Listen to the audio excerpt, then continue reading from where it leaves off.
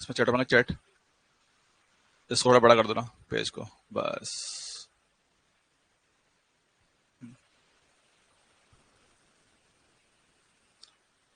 Hello hello hello hello hello.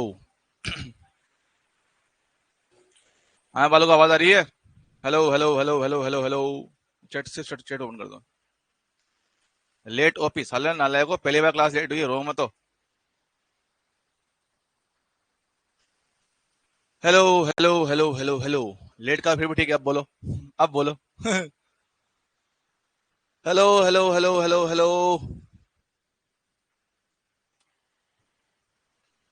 Hello hello hello hello. क्या सभी को आवाज आ रही है?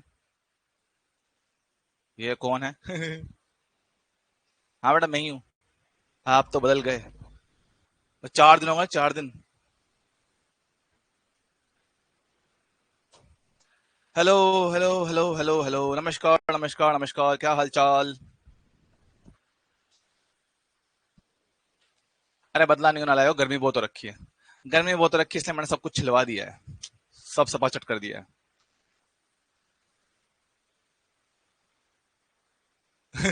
नाले को मस्ती कर रहे हो? याद रखना, सिलेबस डिलीट हो जाएगा तुम्हारा।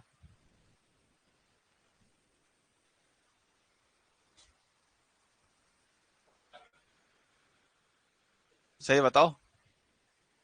हाँ ठीक है ठीक है ठीक है ठीक है ठीक है, चलेगा। उतना क्लियर नहीं दिख रहा है बोर्ड? क्या दिक्कत है ये बताओ। लाइट ज्यादा हो रखी है क्या? रुको रुको, करते हैं।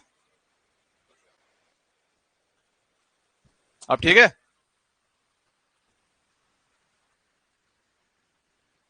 अच्छा कैमरा में चले, फोकस कर रहा है। नहीं क्या, ये येलो लाइट बंद रखो, येलो वाली। ना ना ना, चलो कोई नहीं। कदे जेड़ लग रहे हो, धन्यवाद भाई धन्यवाद। चलो भाई स्टार्ट करें, स्टार्ट करें। अच्छा मैं बताओ, लास्ट क्लास में हमारे पास कोई होमवर्क था क्या? लास्ट क्लास में होमवर्क अपने पास देख लेते हैं पहले। देख लेते, तुम तो बताओगे भी नहीं। जहां तक मुझे याद है कोई होमवर्क तो मैंने दिया तो नहीं था।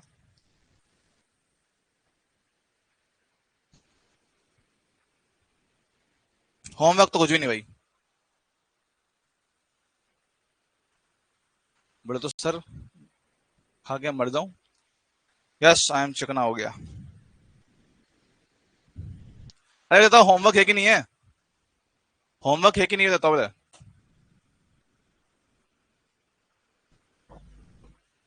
हाँ वो ठीक कर देंगे, अभी अभी ठीक कर देंगे। होमवर्क था कि नहीं था? होमवर्क था कि नहीं था ना? ठीक है, चलेगा चलेगा चलेगा चलेगा चलेगा चलेगा। चलो भाई स्टार्ट करते हैं। देखो, देखो लास्ट चैप्टर अपने क्या पढ़ा था? एक पढ़ा था रोटेशन, याद है? रोटेशन में अपन ने एक डेफिनेशन पढ़ी थी, रिजिड बॉडी, याद है? जड़ वस्तु। हाँ भाई।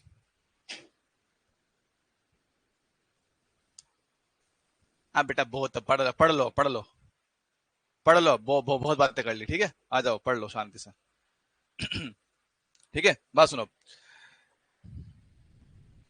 सुन लो भाई सुन लो रे, सुन लो सुन लो सुन लो। करे जड़ लग रहा हूँ देख, बस यही तो बात सुनो। देखो अपन अभी तक इसमें जो पढ़ चुके हैं ना, देखो बात समझना। अपन ने एक पढ़ा था रिजिड बॉडी, आपको याद होगा? रिजिड बॉडी याद है? सर ऐसी वस्तु जिसपे बाहर से बल लगाओ तो उसके आकार आकृति में किसी प्रकार का परिवर्तन नहीं आता है, याद है? Rigid body. हाँ अरे पता है मेरे को, उसके पहले पढ़ा है ना रिजिड बॉडी, रोटेशन, ठीक है? तो रिजिड बॉडी अपन ने पढ़ा हुआ है कि जब हमारे पास सॉलिड वस्तु होता है ना, रिजिड वस्तु कि ऐसी कोई भी वस्तु जिसे बाहर से बल लगाओ तो उसके आकार आकृति में कोई परिवर्तन नहीं आता है, ठीक है? दूसरा बोलते हैं, उसको हम लोग बोलते हैं रिजिड बॉडी। क्या बोलते हैं उसको हम लोग? रिजिड बॉडी कहते हैं। तो बात समझो कि ये मान लो मेरे पास कोई वस्तु मान लेता हूँ।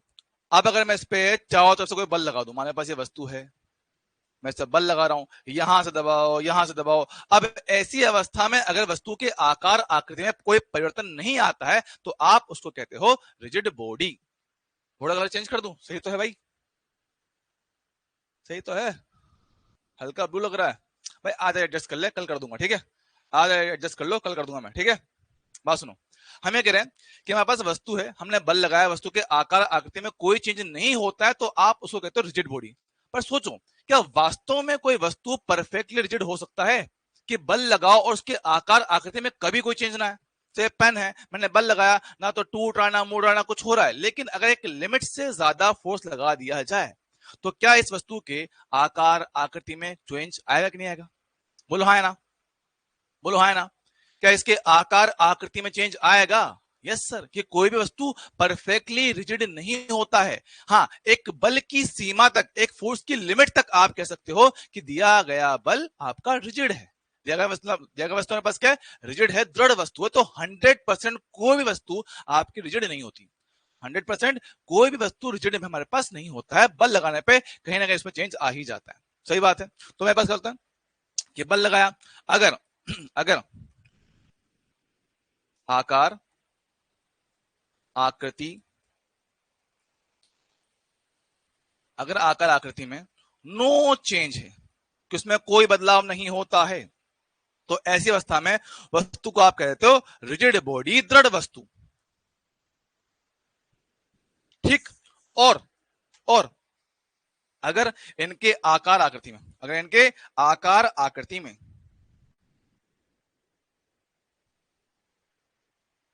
अगर इनके आकार आकृति में थोड़ा भी चेंज आने लग जाए, कि लंबाई बढ़ जाए, एरिया कम हो जाए, आयतन चेंज हो जाए, तो आप इसको कहते हो इलास्टिक ऑब्जेक्ट, इलास्टिक बॉडी, प्रत्यास्थ वस्तु। क्या बोलते हैं? प्रत्यास्थ वस्तु।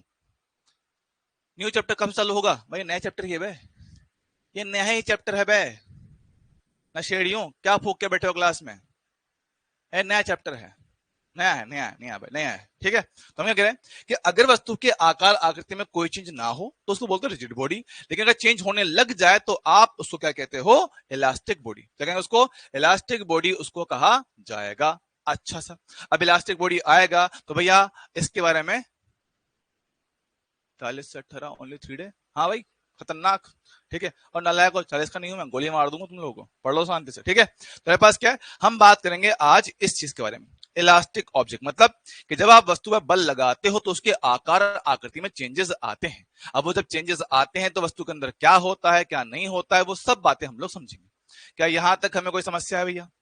सिंपल सी बात है कि भाई वस्तु पर बल लगाया गया है तो उसके आकार आकृति में कुछ ना कुछ चेंज तो आता ही आता है, ठीक है। अब एक बात जरा समझना, देखो बताओ, क्या दुनिया की हर एक वस्तु चाहती है कि वो अपने वास्तविक आकार आकृति को बनाए रखे? देखो मान लो पास ये वस्तु है, अगर मैं इसको पकड़ के यहां से खींचूं, एक बल यहां लगाया, एक बल यहां लगाया, मुझे बताओ क्या ये वस्तु चाहेगी कि अपने वास्तविक आकार आकृति को मेंटेन रखे? समझ की वस्तु है, मैं पकड़ खींच रहा हूं उसको, जबरदस्त खींच रहा हूं, तो क्या होगा? वस्तु चाहती है कि वो अपने वास्तविक आकार आकृति में रहे। सर कैसे हो सकता है ये? अच्छा, कभी तुमने ना वो आता ना रबड़ रबड़, अब दूध के थैले लगे आते हैं या छोटी बांधने में काम आते हैं, कभी उस रबड़ को खींचो, तो क्या होता है? वो अपने आप को वापस खींचता है। क्यों? क्योंकि वो चाहता है कि अपने वास्तविक आकार आकृति को मेंटेन रखे। सही बात है, खींचो तो वापस अपने आकार में आना चाहता है। तो इसी तरह से हर एक वस्तु के अंदर यह गुण होता है, किसी में कम किसी में ज्यादा, लेकिन होता सबके अंदर है। अगर अपने हाथ की बात करूं भैया, अपने हाथ को मोड़ो मोड़ो मोड़ो, हाथ एक पॉइंट पे के विरोध करता है। क्यों? क्योंकि वो भी चाहता है कि इसकी निश्चित आकार आकृति को ना तोड़ा जाए ना मोड़ा जाए, ये जिस आकार आकृति में था उसी में रहा जाए। ऐसा क्यों होता है? ऐसा इसलिए होता है क्योंकि हर एक वस्तु बना होता है छोटे छोटे कणों से मिलकर। छोटे छोटे कणों को हम लोग कहते हैं अणु, उनके मध्य होता है बल, उसको बोलते हैं अंतर आणविक बल। नाम पता है क्या? हाँ सर, कि भाई मेरे पास क्या है, ये वस्तु है, इसके अंदर बहुत सारे कण होंगे, मैं एक छोटा सा सेक्शन लेता हूं, छोटा सा भाग लेता हूं, है ना। बात समझना कि सर इसके दोनों तरफ क्या ना कुछ कण होंगे, 1 2 3, 1 2 3 है, होता है बहुत सारे हैं, मैं 3 ले रहा हूं, 3 कण है। अब ये कण है, इन कणों के मध्य क्या होता है? अंतर आणविक बल होता है। क्या होता है? अंतर आणविक बल होता है, इंटर एटॉमिक फोर्स होता है, जिसकी वजह से इनके मध्य एक निश्चित दूरी मेंटेन रहता है। अब ये बात आपने थोड़ी बहुत पढ़ रखी हो केमिस्ट्री में, केमिस्ट्री में पढ़ा होगा भैया, एक आपको होता ना आंतरिक बलों का जो ऊर्जा होता है उसका ग्राफ होता है कुछ इस तरह से, पढ़ा होगा आपने, याद है? आपकी एनर्जी का ग्राफ अंतर आणविक दूरियों के साथ ऐसा ग्राफ बनता है ना, है ना। और उसमें क्या होता है कि सर उसमें एक निश्चित दूरी होती है इनके मध्य, जिसके लिए आपको मिलने वाली ऊर्जा न्यूनतम होती है। और तुम्हें पता है कि सिस्टम ऊर्जा न्यूनतम क्यों चाहता है? ताकि वो स्थायित्व रख पाए। क्या रख पाए? स्थायित्व रख पाए। तो होता क्या है, इनके मध्य एक निश्चित दूरी है, कब की? ये वाली, ताकि वो न्यूनतम ऊर्जा रख पाए, ताकि वो न्यूनतम ऊर्जा रखकर स्टेबल अवस्था में रह पाए। तो हर एक वस्तु चाहता है कि वो अपने वास्तविक अवस्था में रहे, वास्तविक आकार आकृति को मेंटेन करे, उसमें स्थायित्व बना रहे। लेकिन जैसे ही आप यहां से बल लगाओगे, जैसे ही आप लोग यहां से बल लगाओगे, बेटा पढ़ ले, यहां ध्यान दे, या तो क्लास में टाइम से आया कर, या तो क्लास में टाइम से आया कर, ठीक है? ये नहीं होगा, यहाँ पे एक स्लाइड कर दो ना, याद दो। हम क्या कह रहे हैं, तो मेरे पास क्या, ये इस आकार आकृति में रहना चाहता है, लेकिन हम इसको पकड़ के खींच रहे, खींचो खींचो खींचो खींचो। तो जब इसको खींचते हो तो इनडायरेक्टली क्या करते हो, जब आप इसको खींचते हो तो इनडायरेक्टली आप इनके मध्य दूरी को बढ़ा रहे होते हो। करेक्ट है क्या? इनके मध्य दूरी को बढ़ा रहे हो, खींचो, लंबा करो लंबा करो। तो होता क्या भैया कि इनकी दूरी बढ़ा रहे हो। अब सिस्टम चाहता है कि वो तो अपनी न्यूनतम ऊर्जा वाली अवस्था में रहे, और आप उसको लंबा करना चाह रहे हो, तो उसका विरोध करता है। उसका करता है, विरोध करता है। जैसे स्प्रिंग में होता है ना, स्प्रिंग होता है, ऐसा स्प्रिंग को खींचा, वो अंदर खींचता है, दबाओगे बाहर धक्का देता है, बिल्कुल सेम स्प्रिंग के जैसा होता है। तो जब आप इसको खींच के लंबा करना चाहते हो, अंतर आणविक बल उसका विरोध करते हैं, ताकि उसकी आकार आकृति जैसी थी वैसी बनी रहे। तो हुआ क्या, सिस्टम के अंदर अगर मैं इन दोनों वस्तुओं को अलग अलग करके दिखाऊं, देखना मेरे पास, एक ये वाला हिस्सा हो गया, एक ये वाला हिस्सा हो गया। हमने इनको बल लगाकर लंबा करने का प्रयास किया था, है ना?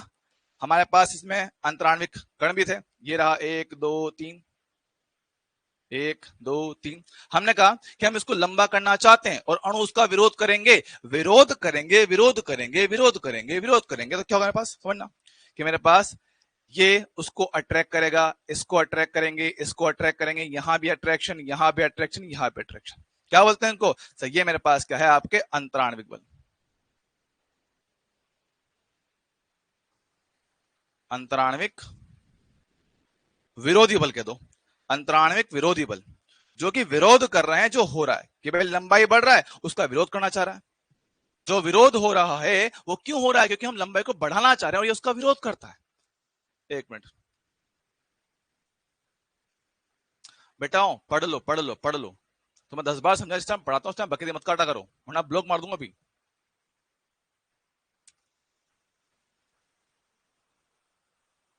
पहले पढ़ लो देवताओं सब। मेरे पास व्हाट्सएप पे मैसेज आया है, मुझे एआर बेस का एक्सेस मिलेगा, बट ऐप में नहीं छू रहा। बेटा मुझे क्या पता वहां का, मुझे बता। मैं पीडब्ल्यू में पढ़ा रहा हूँ अभी, नहीं ना? तो बेटा मुझे वहां क्या पता होगा। और यहाँ ध्यान दे देवताओं, यहाँ ध्यान दे लो, पढ़ लो, बकेट मत काटो।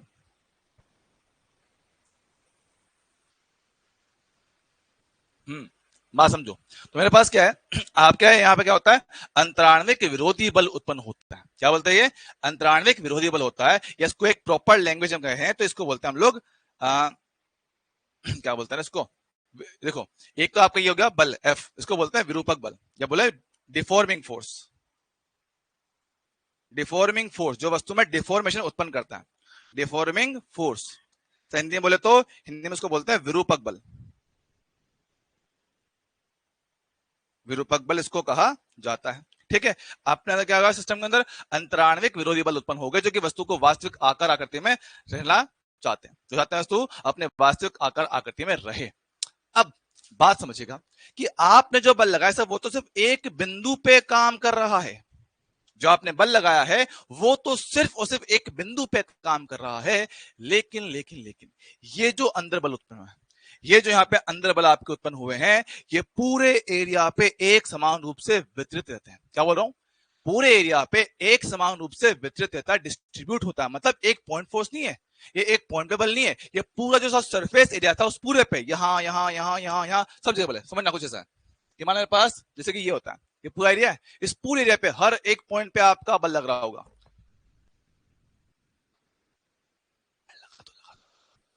ठीक है, तो मैं कह रहे हैं हमारे पास पूरे एरिया में क्या है, आपका पूरे में वो डिस्ट्रीब्यूट होता है। तो फर्क समझना कि आपके सिस्टम के अंदर जो बल उत्पन्न हुआ है, जो विरोधी बल उत्पन्न हुआ है, वो पूरे एरिया में बटा हुआ होता है, पूरे एरिया पे बटा हुआ होता है। तो जब मेरे पास बल पूरे एरिया में बटा होता है तो उसको परिभाषित करने के लिए हम एक टर्म डिफाइन करते हैं, उसको बोलते हैं हम लोग स्ट्रेस, प्रतिबल। क्यों? क्योंकि आपका जो फोर्स है वो किसी एक बिंदु पे नहीं है, पूरे के पूरे एरिया में बटा हुआ है। जब पूरे एरिया पे आपका बल बटा रहेगा तो आप उसको समझाने के लिए, उसके प्रभाव को पकड़ने के लिए हम एक टर्म डिफाइन करते हैं, उसको बोलते हैं प्रतिबल, स्ट्रेस। कि पूरे एरिया पे जो बल लग रहा है इकाई क्षेत्रफल पे उसका मान कितना होगा, एकांक एरिया पे, समझ रहे हो? तो उसको क्या बोलते हैं? उसको हम लोग बोलते हैं स्ट्रेस। क्या बोलते हैं अपन लोग? उसको स्ट्रेस कहते हैं। तो मेरे पास क्या होगा? स्ट्रेस का जो मेरे पास फॉर्मूला है, क्या कहेंगे भैया? इसका सिंबल होता है सिग्मा, फॉर्मूला होता है कि आपका विरोधी बल आर बटे एरिया, विरोधी बल आर बटे एरिया। ओहो सर, है ना? इसको बोलते हैं जो आपका विरोधी बल था जो सिस्टम के अंदर उत्पन्न हुआ था, ऐसे एक नाम भी था, नाम भूल रहा हूं मैं, रुक जाओ, प्रत्यानयन बल। हाँ, क्या बोलते हैं इसको? प्रत्यानयन बोलते हैं इसको, आर, प्रत्यानयन बल बटे जिस एरिया पे लग रहा है उस सरफेस का एरिया, क्षेत्रफल। चल जाएगा क्या? हाँ सर, एफ बटा एरिया मेरे पास होता है स्ट्रेस आर बटा ए। सर आर बोले तो सर आर कहाँ है? देखो समझो, एफ तो हमने लगाया जो सिस्टम के अंदर उत्पन्न हुआ, आप उसको आर कहते हो, आप उसको आर कहते हो। अब अगर देखोगे सिस्टम पे क्या है, नेट फोर्स जीरो है। सिस्टम पे नेट फोर्स भाई कितना है जरा देखना। सर इस पे क्या है, नेट फोर्स मेरे पास जीरो है। अगर सिस्टम पे नेट फोर्स मेरे पास अगर जीरो होगा सर कैसे काम करेगा? आगे वाला बल पीछे वाले को बैलेंस करेगा। यस, तो अंदर जो बल उत्पन्न हुआ है वो है तो एफ के बराबर ही, अंदर जो बल उत्पन्न हुआ है वो है तो यहाँ पे एफ के बराबर ही, लेकिन हम बोलेंगे उसको आर ही, क्योंकि अंदर वाला जो बल होता है उसी की वजह से स्ट्रेस उत्पन्न होता है। समझ रहे हो? जो अंदर वाला बल है वही स्ट्रेस को परिभाषित करता है, एफ नहीं करता है। आपकी वस्तु के अंदर एकांक क्षेत्रफल पे उत्पन्न होने वाला प्रत्यानयन बल, विरोधी बल, जो वस्तु को अपने आकार आकृति में लाना चाहता है, उसी को आप लोग क्या कहोगे? स्ट्रेस कहोगे। बात समझे क्या? अच्छा, तो हम कह रहे हैं ये पास बन गया। अगर चाहो उसकी डेफिनेशन लिखना तो लिख सकते हो, एकांक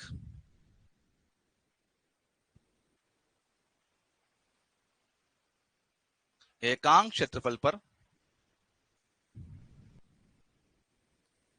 कार्य करने वाला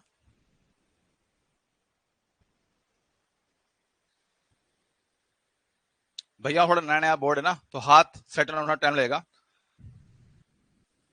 प्रत्यानयन बल को ही को ही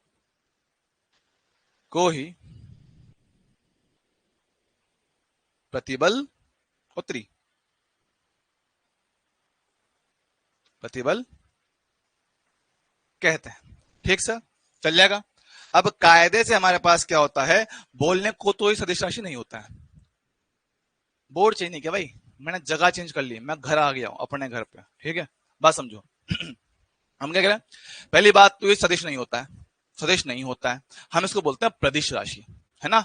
टेंसर जो होता है टेंसर, बाकी टेंसर अपने सिलेबस में नहीं है तो बस इसको छोड़ सकते हो। बाकी ये सदिश नहीं होता है ना? ये सदिश हमारे पास नहीं होता है। बट घर मेरा नहीं है बे, मैं अपने घर पे रहता हूँ, क्लास देने कहीं और आया हूँ। हाँ ठीक है, बात समझते हैं। तो मेरे पास क्या है, इसकी बात करें यूनिट की, सर नाम से ही क्लियर है, नाम से फॉर्मूला से clear, force upon area. Force किस में आएगा? न्यूटन में। एरिया किस में आएगा? मीटर स्क्वायर में। तो न्यूटन पर मीटर स्क्वायर ये मेरे पास इसका होता है इसका यूनिट, न्यूटन पर मीटर स्क्वायर ये होता है इसका यूनिट। क्या मुझे इसमें कोई समस्या, टेंशन, दुख दर्द, पीड़ा वाली बात है? क्या मुझे इसमें किसी तरह की टेंशन, दुख दर्द, पीड़ा वाली बात है क्या? जल्दी बताओ, हाँ है ना? लाला कोई समस्या है? हाँ। और ये कौन था बे कुछ दिन पहले भी, 2-3 दिन पहले, सर 3-3 घंटे की क्लास ले रहे हैं, हम मर जाएंगे? कौन था ये जानवर ये? है? कौन था ये? कि सर 3 घंटे की क्लास लेंगे, हमारा बैकलॉग कैसे क्लियर होगा? सालो गोली मार दूंगा तुम लोगों में।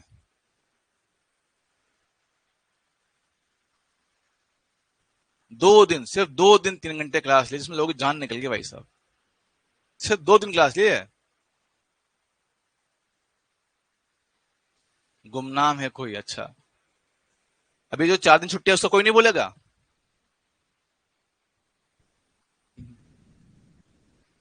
चलो कोई नहीं, उम्मीद है यहाँ तो सब कुछ क्लियर होगा। ठीक है, हालांकि टेस्ट मैंने देखा काफी बच्चों ने काफी सही पेपर इस बार किया है।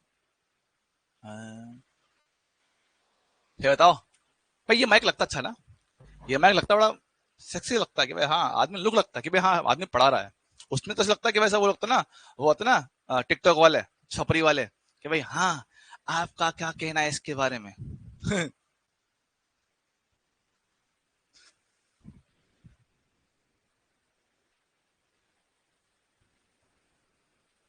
चलो चलो बात करते हैं। उम्मीद है ये पार्ट क्लियर होगा। अब समझना, स्ट्रेस हमने समझा। अब स्ट्रेस भी हमारे पास भी क्या होता है, तीन तरह से हो सकता है। स्ट्रेस भी हमारे पास क्या होता है, तीन तरह से हमारे पास स्ट्रेस आ सकता है। तो कौन कौन सा बात समझाता हूं पहले समझो। स्ट्रेस मेरे पास क्या है, तीन तरह का हो सकता है। स्ट्रेस नंबर एक, उसको बोलते हैं नॉर्मल स्ट्रेस। नॉर्मल स्ट्रेस को कहेंगे सर हिंदी में बोले तो, हिंदी में इसको भाई कहते हैं हम लोग अभिलंब प्रतिबल। अभिलंब प्रतिबल इसको कहते हैं, अविलंब प्रतिबल इसको कहा जाता है। बात समझना, नॉर्मल स्ट्रेस अविलंब प्रतिबल, तो भाई नाम से ही क्लियर है, नाम से ही क्लियर है। अविलंब मतलब जहां पे आपका जो बल है वो सतह के लंबवत होता है, सिर्फ एक सरफेस, समझ लो कि जो आपका बल होता है वो सतह के लंबवत हमारे पास होता है। बेटा नहीं किया, नहीं किया, अभी डाल लूंगा बेटा। मैं 4 दिन ट्रेवल करता ना, 4 दिन बेटा लगातार मैंने ट्रेवल ही किया है, मेरे को टाइम भी नहीं मिला, लेकिन मानना मैं आपको बताया था ना कि 13 तारीख को मैंने आपकी क्लास ली, 13 को मैंने आपकी क्लास लिया है ना। हम क्लास से करीबन 11 बजे फ्री हुए थे ना, 11 बजे फ्री हुए। 11 बजे के बाद मैं 12:30 बजे, 12:30 बजे अपने घर से निकल गया, वहां से निकला, एयरपोर्ट पहुंचा। एयरपोर्ट पहुंचूंगा तो वहां तो काम करने से रहा है ना। फिर वहां मेरी 3 बजे मेरी फ्लाइट थी, 3 बजे मेरी फ्लाइट थी, 3 बजे मेरी फ्लाइट थी। वहां से गया मैं कहा, दिल्ली गया, दिल्ली गया। फिर दिल्ली से मेरी 8 बजे फ्लाइट थी, फिर मैं 8 बजे की फ्लाइट पकड़ के दिल्ली से गया मैं कहा, पुणे गया, पुणे गया। फिर वहां मैं पहुंचा रात को कितना, 10:30 बजे पहुंचा। फिर टैक्सी करके अपने घर गया, वहां मुझे पहुंचा कितना, 12:30 बज गए। खाना खाया, 1:30 बजे मैं सोया हूँ। ये है 13 तारीख का शेड्यूल। ये क्या है, 13 तारीख का शेड्यूल है, ठीक है।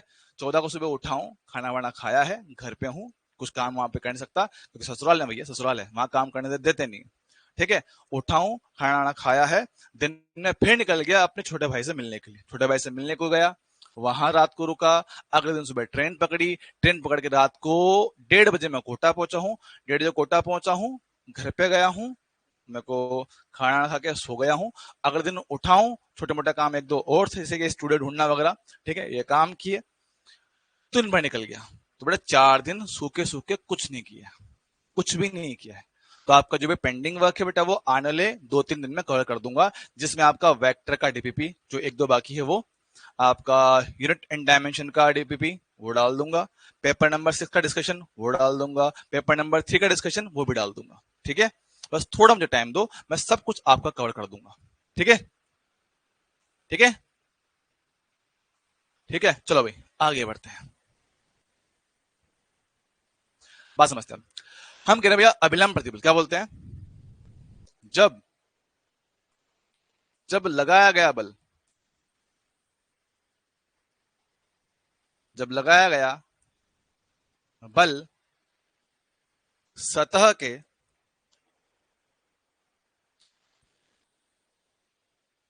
सतह के लंबवत हो, तो जो मेरे पास स्ट्रेस बनता है उसको बोलते हैं, उसको हम लोग बोलते हैं अभिलंब प्रतिबल कहते हैं।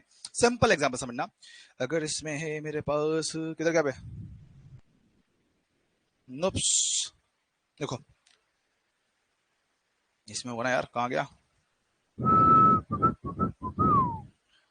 ना ना ना ये रहा, देखो समझो, हमारे पास ये वस्तु है, समझना ये वस्तु है। अब अगर तुम लोग ध्यान दोगे सर, ये जो एरिया है, हाँ सर, देखो आप तो ये सरफेस मान लो, ऐसे मानो मेरे पास, देखो ये वस्तु है।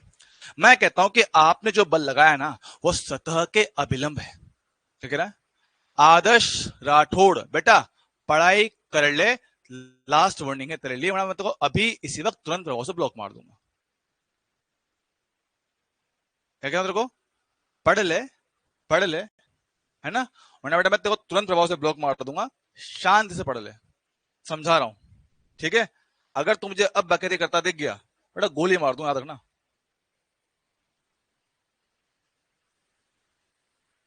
ठीक है, हाँ ध्यान दो। हम कह रहे हैं कि अगर आपका लगाया गया बल, जो ये सरफेस दिख रहा है, सरफेस, हाँ सर, कोई भी एक सरफेस, अगर इस सरफेस के अबिलंब बल लगे ऐसे परपेंडिकुलर, देख पा रहे हो कि सरफेस था कुछ एरिया ए के साथ, उसके अबिलंब बल लगा है ऐसे परपेंडिकुलर 90 डिग्री पे। सर सिर्फ एक तरफ नहीं, दोनों तरफ, दोनों तरफ हमारे पास लगता है, दोनों तरफ मेरे पास बल लगता है। मेरे पास क्या है, इधर भी आपका बल रहेगा, यहाँ पे बल F, मेरे पास क्या है, ये भी इस सरफेस के अभिलंबत रहेगा। तो अगर आपका लगाया गया बल सरफेस के परपेंडिकुलर होता है, तो ऐसी अवस्था में हम क्या कहते हैं कि जो स्ट्रेस आता है उसको बोलते हैं नॉर्मल स्ट्रेस।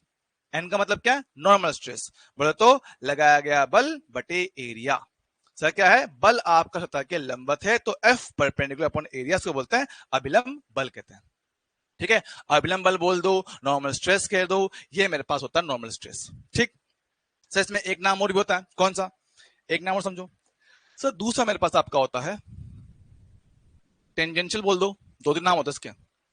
टेंजेंशियल स्ट्रेस कह सकते हो, टेंजेंशियल स्ट्रेस कह सकते हो, या इसका एक नाम मेरे पास होता है आपका, क्या बोलते हैं इसका, मैं नाम क्यों भूल रहा हूँ आज, क्या हो रहा है मेरे को, मैं नाम क्यों भूल रहा हूँ आज, हे भगवान, लगता है मेरी याददाश्त चली गई है। अबे हिंदी का तो पता है मेरे को, रुक जा भाई, मेरे को क्या हो गया, मेरे को नाम क्यों भूल रहा हूं मैं आज, अबे रुक जाओ भाई, लगता है मेरी याददाश्त चली गई है। अरे स्पर्श है कि तो इसका हिंदी हो जाएगा, कार्टूनो स्पर्श है कि तो इसका हिंदी हो जाएगा ना। लगता है भाई मेरी याददाश्त चली गई है, रुक जाओ कार्टून, रुक जाओ, लगता है तुम्हारे भाई की याददाश्त चली गई है। हाँ मुझे भी लग रहा है भाई, मैंने सैयारा देख ली, मैंने देख ली सैयारा, शेर बोलते हैं, शेर, कार्टूनो हप। याद आ गया, लगता है मैं गजनी बन रहा हूँ, सही बात है, इसको बोलते हैं साथ में शेयर स्ट्रेस, शेयर स्ट्रेस को कहते हैं। ठीक है, शेयर स्ट्रेस को कहते हैं। से हिंदी में उसका नाम भैया होता है अपरूपण। ठीक है, शेयर स्ट्रेस बोलते हैं, इसको बोलते हैं अपरूपण प्रतिबल, पहले इसका होता है हिंदी में, हिंदी में बोलते हैं स्पर्श रेखीय, इसको बोलते हैं स्पर्श रेखीय अथवा अथवा अपरूपण, अपरूपण प्रतिबल, अपरूपण प्रतिबल इसको कहा जाएगा। ठीक सर, इसमें अलग क्या होगा, इसमें अलग बात जो होती है वो ये है कि लगाया गया बल, लगाया गया बल, लगाया बल सतह के समांतर होता है, सतह के समांतर होता है, कि जिस सरफेस पे बल लग रहा है ना वहां पे समांतर बल होता है। मतलब कैसा, देखो समझाता हूं, समझना कि मान मेरे पास ये आपका वस्तु है, ठीक है, ये वस्तु है, ये मेरे पास क्या है, जमीन पे रखा हुआ है एकदम चिपका के, जमीन पे एकदम चिपका हुआ वस्तु है, जमीन पे मेरे पास क्या एकदम चिपका वस्तु है। अब हम कह रहे हैं कि आपने इस पे जो बल लगाया ना वो मेरे पास क्या है, सतह के समांतर, ये देखो इस सरफेस है, हाँ सर, इसी सरफेस पे समांतर ऐसे बल लगाया गया है F। समझ कैसे, माने सरफेस है, हाँ सर, इस पे ऐसे बल लग रहा हो, इस तरह से ये बल लग रहा है, समझ लो, सरफेस के समांतर रगड़ता हुआ, तो रगड़ता हुआ जब मेरे पास बल लगता है उसको क्या बोलते हैं हम लोग, अपरूपण प्रतिबल कहते हैं। फॉर्मूला बिल्कुल वही है कि मेरे पास क्या कहोगे, सिग्मा टेंजेंशियल, सिग्मा टेंजेंशियल क्या बनेगा, फोर्स F बटे एरिया। फॉर्मूला सेम ही है, अलग कुछ नहीं है, बस फर्क क्या है, फोर्स लगने का तरीका अलग है। पहले क्या था, सरफेस के परपेंडिकुलर था। सर क्या यहाँ पे एक ही बल होता है, भाई नहीं, दो बल है, दो बल है सर, कैसे पता, ग्राउंड है, ग्राउंड चिपका रखा है, चिपका रखा है मतलब वो रोक रहा है ना, तो रोक रहा है मतलब इनडायरेक्टली वो भी बल लगा रहा है, मतलब कि यहां पर भी आपका ऐसे एक विरोधी बल उत्पन्न होता है, ऐसे विरोधी बल उत्पन्न होता है। मतलब आप चाहो तो इसी डायग्राम को कुछ ऐसे दिखा सकते हो, देखो, अरे ये वस्तु है, एक बल मेरे पास क्या है, ऐसे ऊपर लग रहा है, एक बल यहां लग रहा है। तो वो देखो सेम लास्ट के जैसा, ये समान परिमाण के विपरीत दिशा में लगने वाले बल हैं। पहले केस में सतह के लंबवत थे, इस बार सतह के समांतर है। सो कहां है, देख लो। देखो यहां मेरे पास क्या है, दोनों बल समान परिमाण, दिशा उल्टा, सरफेस के परपेंडिकुलर हैं। सर इसमें दिखाओ समान परिमाण के बल विपरीत दिशा है और सतह के समांतर। देखो ऐसे ऐसे, समझ लो। तो डांस कर रहे हो क्या, ऐसे ऐसे ऐसे हैं भाई, वही है कि भैया यो ऐसे है ना, तो बल लग रहा है।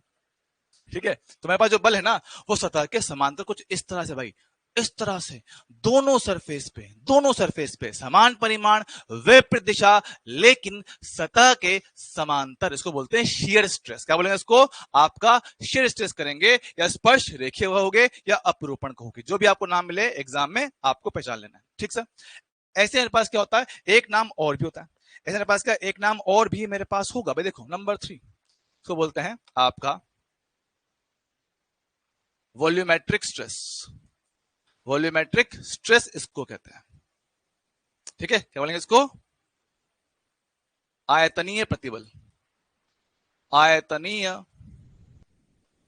प्रतिबल इसको कहा जाता है। आयतनीय प्रतिबल इसको कहा जाता है। आयतनीय प्रतिबल इसको कहा जाता है। आयतनीय प्रतिबल इसको कहा जाते हैं। बात समझते हैं। आयतनीय सर, इसमें ना आयतन मतलब चारों तरफ से, आयतन मतलब चारों तरफ से। अभी आपने जो बल बात की थी, दो केस में बल आपके सिर्फ और सिर्फ दो सरफेस पे था, विपरीत दिशा वाले ना। एक बल ये है, एक बल इस पे है, एक इस सरफेस पे, एक इस सरफेस पे, या इन दो सरफेस पे दो विपरीत भुजाओं पे बल आपके लग रहे थे। सेंसिटिव लग रहा हूं, क्या बात कर रहे हो, झुकेगा नहीं साला, पर कट गया। अरे कुछ ना भाई, गर्मी बहुत हो रही है, गर्मी। यहाँ पे क्या मेरे पास एसी है नहीं, तो विदाउट एसी पढ़ाना पड़ता है ना। गर्मी का माहौल बहुत ज्यादा हो रखा है, तो मैंने कहा थोड़ा कटवा लेते हैं, बहुत लंबा वक्त हो चुका है, थोड़ा चिकना हुए। तो हमने कहा कि आज हम हो जाएंगे मुछ मुंडे, तुमने मुछ मुंडे हो गए हैं, है ना।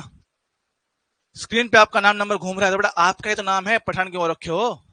किसी और का नाम आए तो दिक्कत हो जाती है, खुद का नाम है तो ठीक है। ठीक है सर, जो हमें होता है ना, वो कौन सा स्ट्रेस होता है बेटा, उसको बोलते हैं फ्यूचर का स्ट्रेस, करियर स्ट्रेस।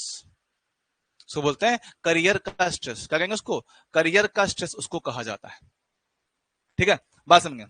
आयतनीय प्रतिबल उसको कहते हैं, आयतनीय प्रतिबल उसको कहते हैं। बात समझना। सर मेरे पास क्या होता है, आयतन में मेरे पास भी कहानी कुछ इस तरह से है। जब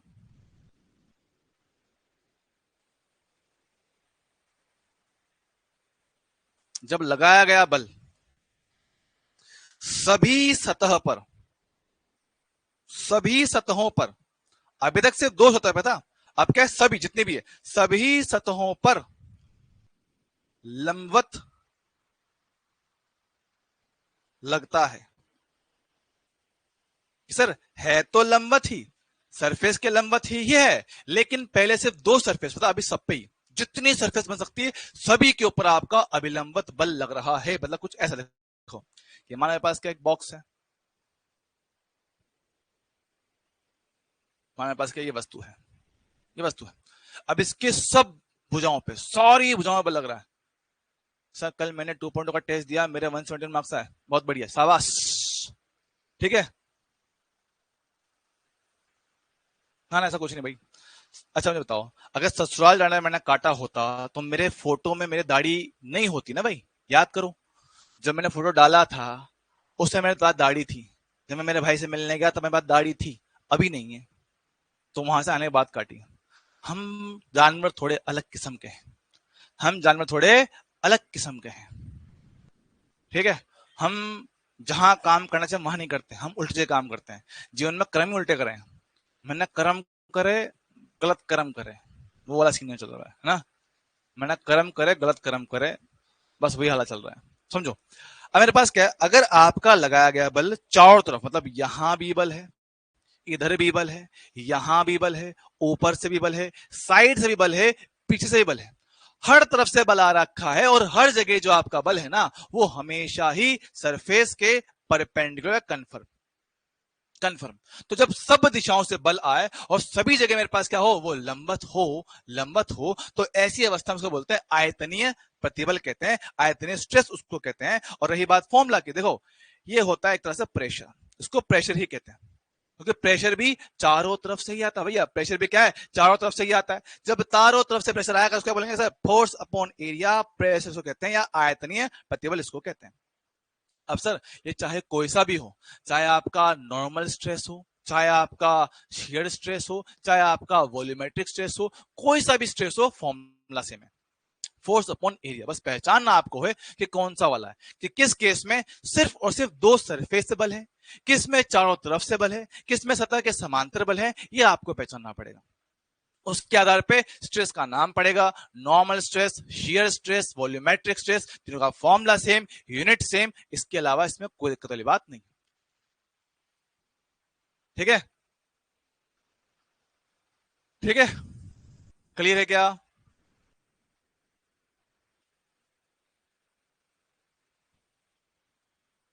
चलो भाई, क्या इसमें कोई दिक्कत है कि तीनों नाम क्लियर होंगे? हाँ सर, सीधा सिंपल फॉर्मूला है, इसमें कोई खास दिक्कत वाली बात नहीं है, बात याद रखना, सिंपल पॉइंट है। और ऐसी बात नहीं कि सर इनसे क्वेश्चन नहीं आते, भाई क्वेश्चन बनते हैं, ठीक है, क्वेश्चन बनते हैं। और थोड़ा देख लो भैया, ये अपने पास परिभाषाएं कुछ छोटी मोटी देख लो। विरूपक बल, सर विरूपक बल तो सर विरूपक बल मतलब आपका डिफॉर्मिंग फोर्स, इसको विरूपक बल का मतलब क्या होता है, डिफॉर्मिंग फोर्स। अच्छा है, डिफॉर्मिंग फोर्स के सर वो बल जो हमने सिस्टम पे बाहर से लगाया गया है ताकि वस्तु के आकार, आकृति, आयतन में परिवर्तन किया जा सके, है ना? ठीक है, तो कह रहे हैं किसी पिंड पर लगाया गया बाह्य बल जो वस्तु के आकार, आकृति अथवा आयतन में परिवर्तन करता है विरूपक बल कहलाता है। क्या इसमें क्लियर है क्या?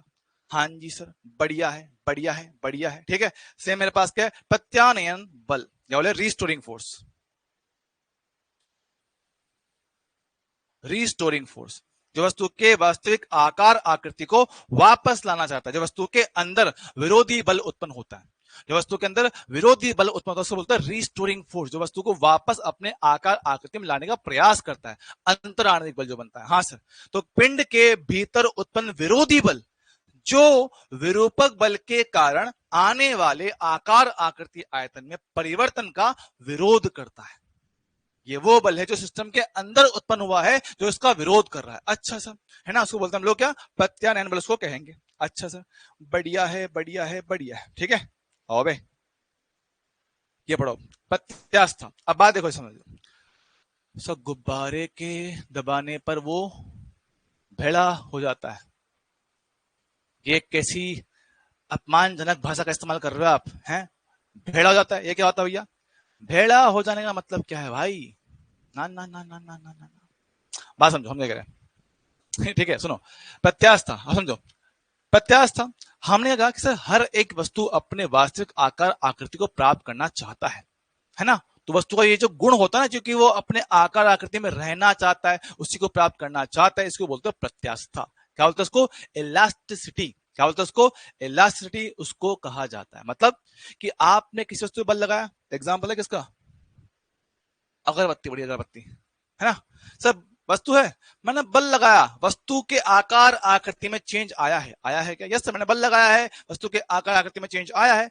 अब अगर इसको यहां से छोड़ा जाए, अब अगर इसको यहां से छोड़ा जाए तो क्या ये अपने वास्तविक आकार, आकृति प्राप्त करेगा? Yes sir. क्यों? क्योंकि ये इलास्टिक है, इसका नेचर क्या है? इलास्टिक है। प्रत्यास्थ वस्तु, प्रत्यास्थ के छोड़ोगे वापस आएगा, छोड़ोगे वापस आएगा, छोड़ोगे वापस आएगा। तो क्या बोल रहे हैं कि वस्तु का वह गुण जिसकी वजह से वो अपने वास्तविक आकार, आकृति को प्राप्त करना चाहता है या प्राप्त कर लेता है, क्या बोलते हैं उसको? प्रत्यास्थता कहते हैं, इलास्टिसिटी उसको कहा जाता है।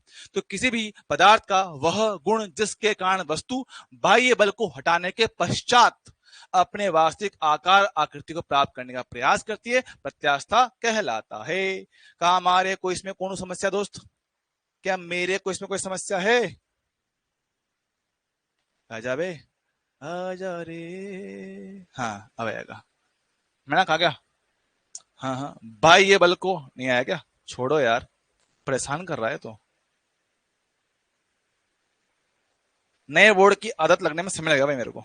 चलो कोई नहीं, समझ गया आप तो, समझ जाओ। सर आपसे ऐसा लगाव हो गया है कि आप क्लास नहीं लो तो कोई ना कोई समझो, ठीक है। मेरे पास क्या है, कुल मिला के मेरे पास क्या, बाह्य बल को हटाने पर वस्तु अपने वास्तविक आकार आकृति को प्राप्त करने का प्रयास करती है, इसको बोलते हैं प्रत्यास्थ। ठीक सर, बात समझते हैं। पदार्थ द्वारा अपने आकार आकृति को पुनः प्राप्त करने की क्षमता के आधार पर पदार्थ को 3 वर्गों में विभाजित करते हैं। कि भैया समझना कि वस्तु क्या है, हर एक वस्तु चाहती तो है कि अपने वास्तविक आकार आकृति में आ पाए, लेकिन सब नहीं आ पाते भैया। हर एक बच्चा चाहता है कि मैं नीट एग्जाम को टॉप करूं, सब थोड़ी कर पा रहे हैं, है ना। क्या बोल रहे हैं कि सर सब लोग चाहते हैं कि मैं नीट एग्जाम टॉप करूं, सब कर पा रहे हैं क्या, नहीं कर पा रहे हैं भैया। तो भाई वही वाला हाल है कि भैया हर एक वस्तु चाहती तो है कि अपने वास्तविक आकार को प्राप्त कर ले, वास्तविक आकार को और आकृति को प्राप्त कर ले। आकृति कौन सा, पड़ोस में रहने वाली सुंदर सी कन्या है। अब चाहते तो सब कुछ है, चाहते तो सब लोग है, लेकिन सब लोग पा नहीं पाते ना, सब लोग पा नहीं पाते हैं। तो जो अपने वास्तविक आकार आकृति को पा ले, जो पा ले, उसको बोलेंगे हम लोग पूर्णतः प्रत्यास्थ वस्तु, कंप्लीटली इलास्टिक ऑब्जेक्ट। क्या बोलेंगे उसको, कंप्लीटली इलास्टिक ऑब्जेक्ट। सर ठीक है, जिसने सिर्फ दोस्ती यारी भी नहीं कर पाया और दूर दूर रह गया, दूर दूर के भैया हाय हेलो भी नहीं कर पाया, दूर दूर दूर से मर गया, हाय कितनी सुंदर है, बात कर लो क्या, हेलो, पागल है क्या, मर जाऊंगा मैं, समझ रहे हो। तो मेरे पास क्या है ना, हाय हेलो हुई ना कुछ हुई, भैया मर गया, अकेले मर गया। तो क्या बोलते हैं, जिसने कुछ बात नहीं की वो क्या, पूर्णतः अप्रत्यास्थ, अप्रत्यास्थ, निकलो भैया यहां से, टाटा बाय बाय। और जिसने हाय हेलो करने की कोशिश करी वो बना आंशिक प्रत्यास्थ। क्या बना, आंशिक प्रत्यास्थ।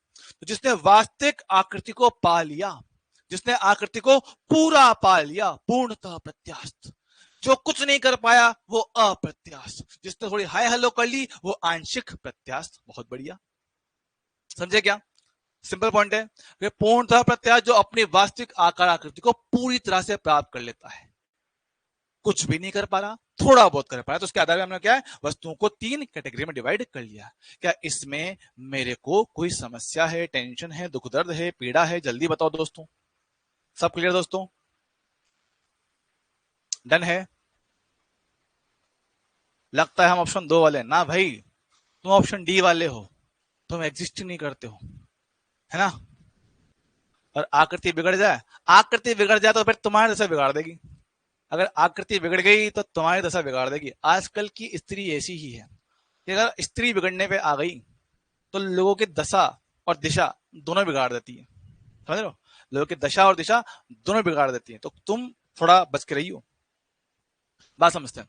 अब ये भैया सीधा सिंपल क्वेश्चन है हमारे पास, इसको सॉल्व करो। मैं जरा पानी का इंतजाम करता हूं अपने लिए, ठीक है, पानी का इंतजाम किया जाए।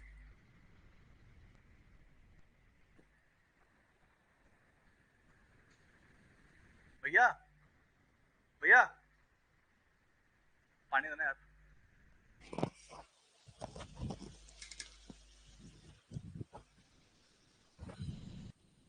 करो करो करो, बेटे को डायरेक्ट फोन वैसे कुछ कोई खास पंगा नहीं है। एक स्टील की छड़ की त्रिज्या है, समझो, छड़, रोड रोड इसी ये रोड होती है, हाँ। छड़ की त्रिज्या, यहां की त्रिज्या दे रखी है, लंबाई दे रखा है, बल दे रखा है, इसकी लंबाई के अनुदिश खींचता है। लंबाई के अनुदिश कैसे खींचोगे भाई, लंबाई के अनुदिश कैसे खींचोगे भाई, ये मेरे पास छड़ है, खींचने के लिए यहां ऐसे बल लगाना पड़ेगा। क्या ये बल सतह के लंबवत है सर, जी हाँ। तो अभिलंब प्रतिबल मेरे पास आएगा, हाँ सर। तो आने वाले स्ट्रेस का फॉर्मूला बल बटे एरिया से, कैसा सेक्शन है से, सर्कुलर है, सर्कुलर का एरिया मेरे पास कितना होता है दोस्त, पाई आर स्क्वायर होता है। ये होता है क्या, पाई आर स्क्वायर मेरे पास एरिया होता है, हाँ सर। धन्यवाद भाई।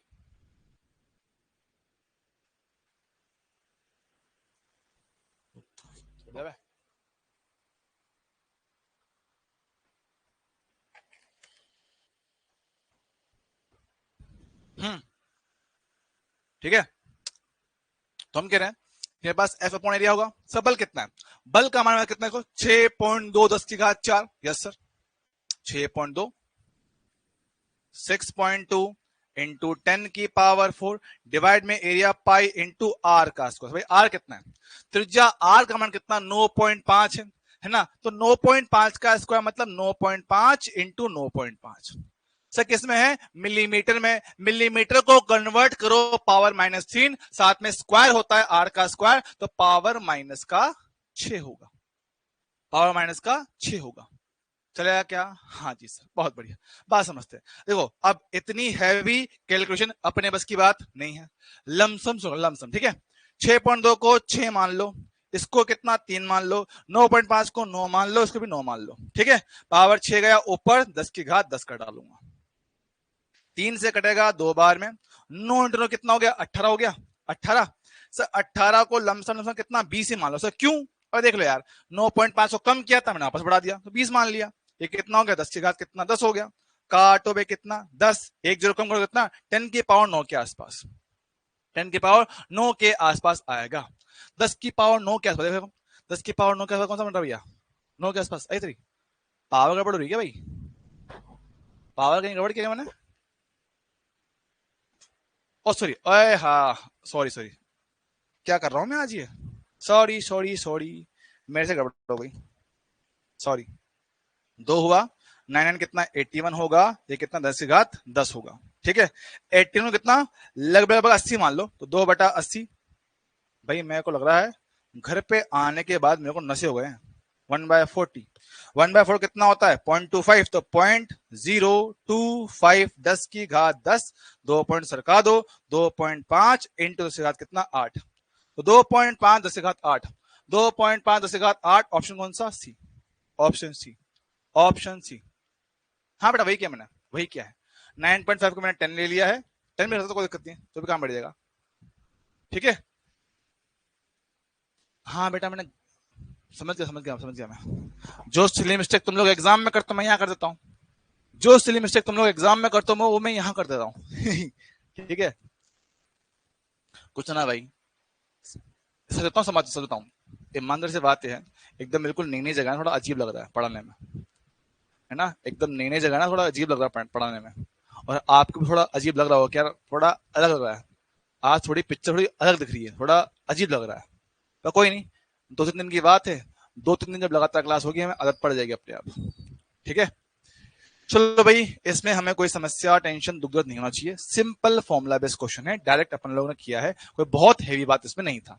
और ऐसी बात नहीं हुई एग्जाम में, देखो ये आपका इंजीनियरिंग एग्जाम में 2012 में आया हुआ है, क्वेश्चन एग्जाम में आया हुआ है, ठीक है। हाँ ठीक है, चलो ये बताओ,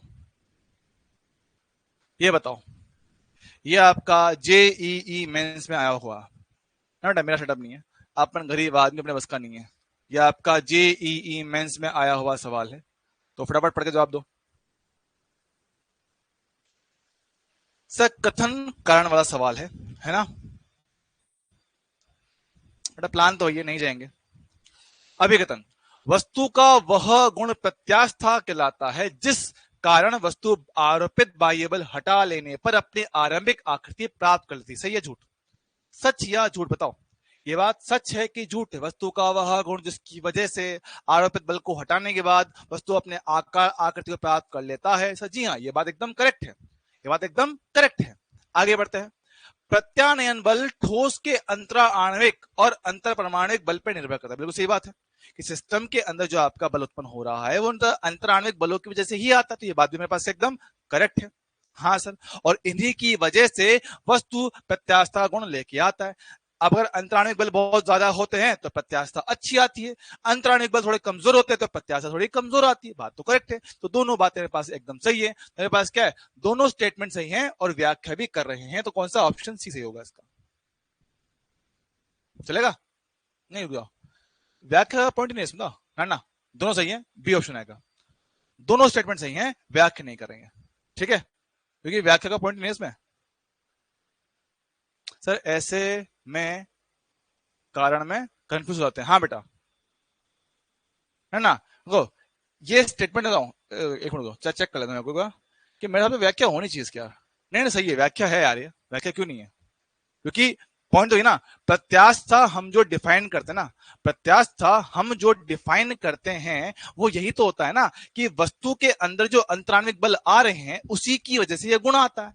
अब प्रत्यास्थता किसी में कम, किसी में ज्यादा, क्यों? क्योंकि अंतराण्विक बल सब में एक जैसे नहीं होते हैं, किसी में कम होते हैं, किसी में ज्यादा होते हैं। तो अलग अलग पदार्थों के लिए अंतराण्विक बल थोड़े से अलग अलग बनते हैं और उसी के आधार पर उसकी प्रत्यास्थता डिफाइन होता है। या तो वो पूर्णतः प्रत्यास्थ बनता है, अप्रत्यास्थ बन जाता है, या आंशिक प्रत्यास्थ हमारे पास बन जाता है। ठीक है, तो ये आपका इसका आंसर सी है। इसका आंसर पास क्या है? सी ज्यादा सही रहेगा। ठीक है, ये आपका जेईई मेंस में आया हुआ सवाल है। ठीक है भैया, ये आपका जेईई मेंस में आया हुआ सवाल है। भैया मुझे इसमें कोई समस्या है क्या? चलो भाई आगे बढ़ते हैं। खाली पन्ना, नो खाली पन्ना, समझना। भंजक प्रतिबल, भंजक प्रतिबल और इस पे निर्भरता। भंजक प्रतिबल समझना, समझते हैं। देखो भैया, नाम तो कुछ भी कहो, इंग्लिश वाला समझ में आएगा, इंग्लिश वाला ब्रेकिंग स्ट्रेस। ब्रेकिंग स्ट्रेस नाम तो इंग्लिश वाला ही समझ में आता है, भले हिंदी में पढ़ा हुआ हो, लेकिन इंग्लिश समझ में आ जाती है दोस्त। सब भंजक प्रतिबल का मतलब क्या है समझना। ब्रेकिंग स्ट्रेस इसका मतलब क्या है? दी गई, क्या बोले?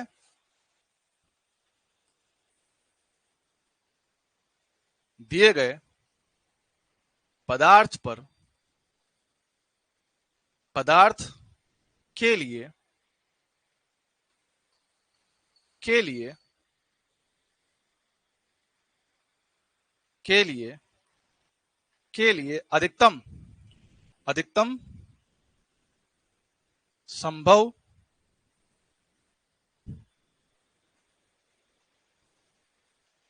अधिकतम संभव प्रतिबल,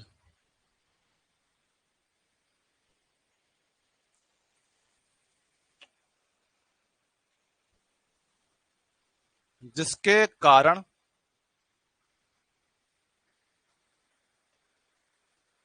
वस्तु ना टूटे, भंजक प्रतिबल कहलाता है।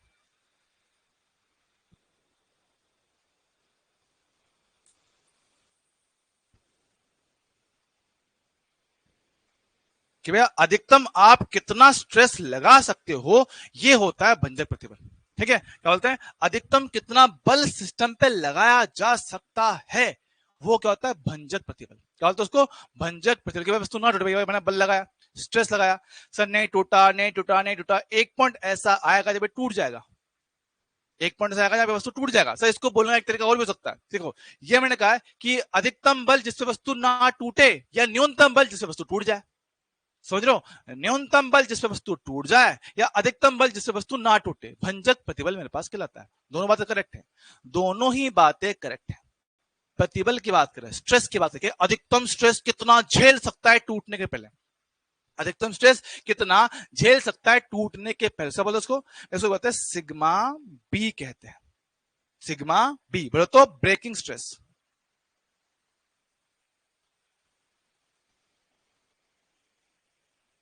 ब्रेकिंग स्ट्रेस उसको कहेंगे, है ना। भंजक प्रतिबल उसको कहेंगे। अच्छा सर, भंजक प्रतिबल के अधिकतम स्ट्रेस जो वस्तु झेल सकता है, ठीक है। तो ये जो मेरे पास क्या ना, ये मटेरियल का प्रॉपर्टी होता है, मटेरियल का, मटेरियल का क्या होता है दोस्त? ये होता है प्रॉपर्टी, मटेरियल का प्रॉपर्टी होता है। मतलब ये आपके वस्तु के आकार आकृति पर निर्भर नहीं करता, ये वस्तु के आकार आकृति पर निर्भर नहीं करता है, ये डिपेंड करता है सिर्फ और सिर्फ उसके मटेरियल पे, कि पदार्थ कौन सा है, पदार्थ कौन सा है सर, और तापमान पे। सर तापमान कैसे समझो, हम जानते हैं कि भैया देखो, आप नॉर्मल अवस्था में बढ़िया काम कर सकते हो, हाँ सर हम बढ़िया मेहनत कर लेंगे, शानदार कर लेंगे, लेकिन अगर तापमान बढ़ा दिया जाए कि मौसम में बहुत ज्यादा गर्मी आ जाए, तो क्या ऐसी अवस्था में आप लोग काम कर पाओगे जैसे आप लोग आज तक करते आए थे? नहीं सर। जब तापमान बढ़ता है, पदार्थ की क्षमता घट जाती है। क्यों? क्योंकि तापमान बढ़ने से अंतर आणविक बल कमजोर पड़ते हैं, अंतर आणविक बल कमजोर पड़ते तो वस्तु को तोड़ना आसान हमारे पास हो जाता है। हाँ सर, तापमान बढ़ता है तो आपका क्या होता है? अंतर आणविक बल, इंटर एटॉमिक फोर्स कमजोर पड़ जाता है, जिसकी वजह से वस्तु आसानी से टूट जाता है। ओ सर, बात समझ में आ रही है? तो हम जो कह रहे हैं कि ये क्या होता है, मटेरियल का प्रॉपर्टी होता है। तो आप एक सिंपल बात यहां पे समझ सकते हो सर, क्या कि depends depends only on material and temperature, कि तापमान और वस्तु सिर्फ इन दो फैक्टर पे डिपेंड करता है और किसी पे डिपेंड नहीं करता। मैं पहले था तो भैया शुरुआत में से बहुत सारे थ्योरेटिकल पॉइंट है, तो भाई थ्योरी तो कुछ ज्यादा चलेगी फिलहाल थ्योरेटिकल पॉइंट काफी सारे आएंगे, न्यूमेरिकल आएंगे, लेकिन सारे एक साथ बनेंगे, क्योंकि ना जो न्यूमेरिकल वाला पार्ट है वो थोड़ा बाद में आएगा, क्योंकि कुछ चीजें पढ़ने के बाद वो क्वेश्चन कर पाओ जो आपके एग्जाम में बनते हैं। ठीक है, तो बात समझना। तो मेरे पास क्या है, जो भंजक प्रतिबल है, पहली बात है सिर्फ पदार्थ पर निर्भर करता है, मतलब एक बार मटेरियल फिक्स हो गया, मतलब एक बार मटेरियल फिक्स हो जाता है तो उसका ब्रेकिंग स्ट्रेस फिक्स है। वो डिपेंड करता है सिर्फ और सिर्फ पदार्थ की प्रकृति पर, दूसरा तापमान पर, पदार्थ की प्रकृति पे और तापमान पे। लेकिन एक साथ में एक बात तो समझते हैं, भंजक प्रतिबल है, अच्छा सर है तो प्रतिबल ही है, तो मेरे पास क्या प्रतिबल ही। तो ध्यान सुनिएगा सर, प्रतिबल का फॉर्मूला तो होगा तो वही ना, बल बटा एरिया, बल बटा एरिया। तो बल बटा एरिया की बात समझना, क्या प्रतिबल के सापेक्ष, प्रतिबल के लिए यहां पे जो बल होगा उसको कहेंगे एफ बी, मतलब इस एफ बी को हम लोग कहेंगे ब्रेकिंग फोर्स, ब्रेकिंग फोर्स इसको कहा जाएगा, मतलब भंजक बल। समझना, प्रतिबल नहीं बोल रहा हूं, इस मैं कह रहा हूं बल, हो भंजक बल कह रहे हो। भंजक बल अगर मैं इसको कहूंगा, देखना यही फॉर्मूले में अब आपका जो एफ बी है, क्या वो बनेगा sigma B into area A. Yes sir, सही बात है ना, सिग्मा बी इंटू एरिया। तो भंजक बल, प्रतिबल क्या कि अधिकतम कितना स्ट्रेस झेल सकता है, बल कितना अधिकतम बल लगा सकते हो, दोनों फर्क होता है भाई, बल में और प्रतिबल में थोड़ा डिफरेंस है। तो मैं कह रहा हूं कि यहां मेरे पास ये जो बल है ना, अधिकतम कितना बल लगाया जा सकता है, ध्यान से होगे, ये जो बल है एक भंजक प्रतिबल के समानुपाती है, दूसरा एरिया के भी समानुपाती है, मतलब मटेरियल पर डिपेंड कर ही रहा है, मटेरियल पे टेम्परेचर पे डिपेंड करता है, लेकिन साथ में एरिया पे भी डिपेंड करेगा, मतलब आपने कितना बल लगा दिया है उस पे, जो ना क्या अधिकतम कितना बल लगा सकते हो डिपेंड करता है एरिया, कि किस एरिया पे लग रहा है, मतलब कि अगर एरिया कम रहेगा, एरिया कम रहेगा तो बल मेरे पास कम आएगा, एरिया ज्यादा रहेगा तो बल मेरे पास ज्यादा आ पाएगा। बात समझे क्या? हाँ सर, तो मैं क्या कह रहा हूं कि आपका आपका भंजक बल, भंजक बल निर्भर करता है, निर्भर करता है किन किन पे सर, एक मटेरियल के नेचर पर, कि मटेरियल मेरे पास कैसा है, दूसरा टेम्परेचर पे कि भाई तापमान कितना है, क्योंकि तापमान कम करने पे चीजों को तोड़ना मरोड़ना आसान होता है, कारण जो लोहार होता है, लोहार है ना, लोहार होता है, लोहे को पीटते हैं है ना, उसके पहले उसको गर्म करते हो, हाँ लोहे को गर्म करने से अंतर आणविक बल कमजोर हो जाते हैं, फिर उसको ठोक पीट के उसके आकार आकृति में चेंज करना आसान हो जाता है, क्योंकि तापमान बढ़ा देने से अंतर आणविक बल कमजोर हो जाता है। तो भैया वो भी इस्तेमाल कर रहे हैं फिजिक्स, उनको पता भी नहीं है, पर हाँ ऐसा होता है। ठीक है, और लास्ट एक पॉइंट यहाँ पे क्या है, आपका एरिया, एरिया भी वाला पॉइंट भी इसमें ऐड हो जाता है। तो एरिया में मेरे पास क्या है, ये चीज डिपेंड करेगा। क्या ये पॉइंट सबको क्लियर है क्या, ये पॉइंट सबको क्लियर है क्या?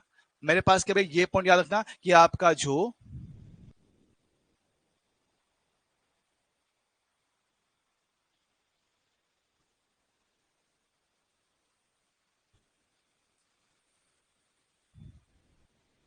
हालांकि सवाल यहाँ पे पूछा थोड़ा कम ही है, लेकिन हाँ पता होना चाहिए। हाय गर्मी, विदाउट एसी तो भाई वाट तो लगती है, कुछ भी कहो, विदाउट एसी दिक्कत तो आती है पर इतने मिनट ही काम चल रहा है, चल जाएगा।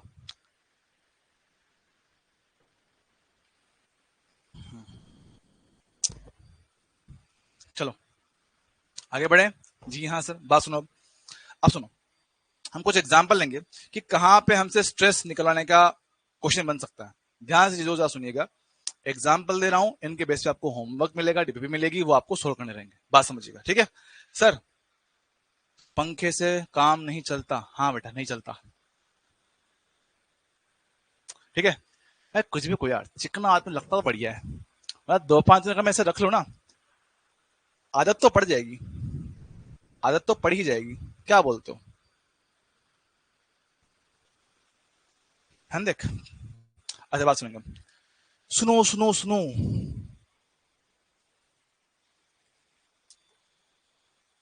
सुनिएगा।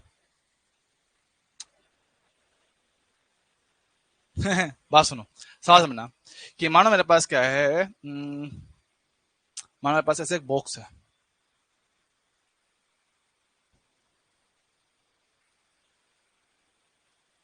ठीक है, ये सरफेस है,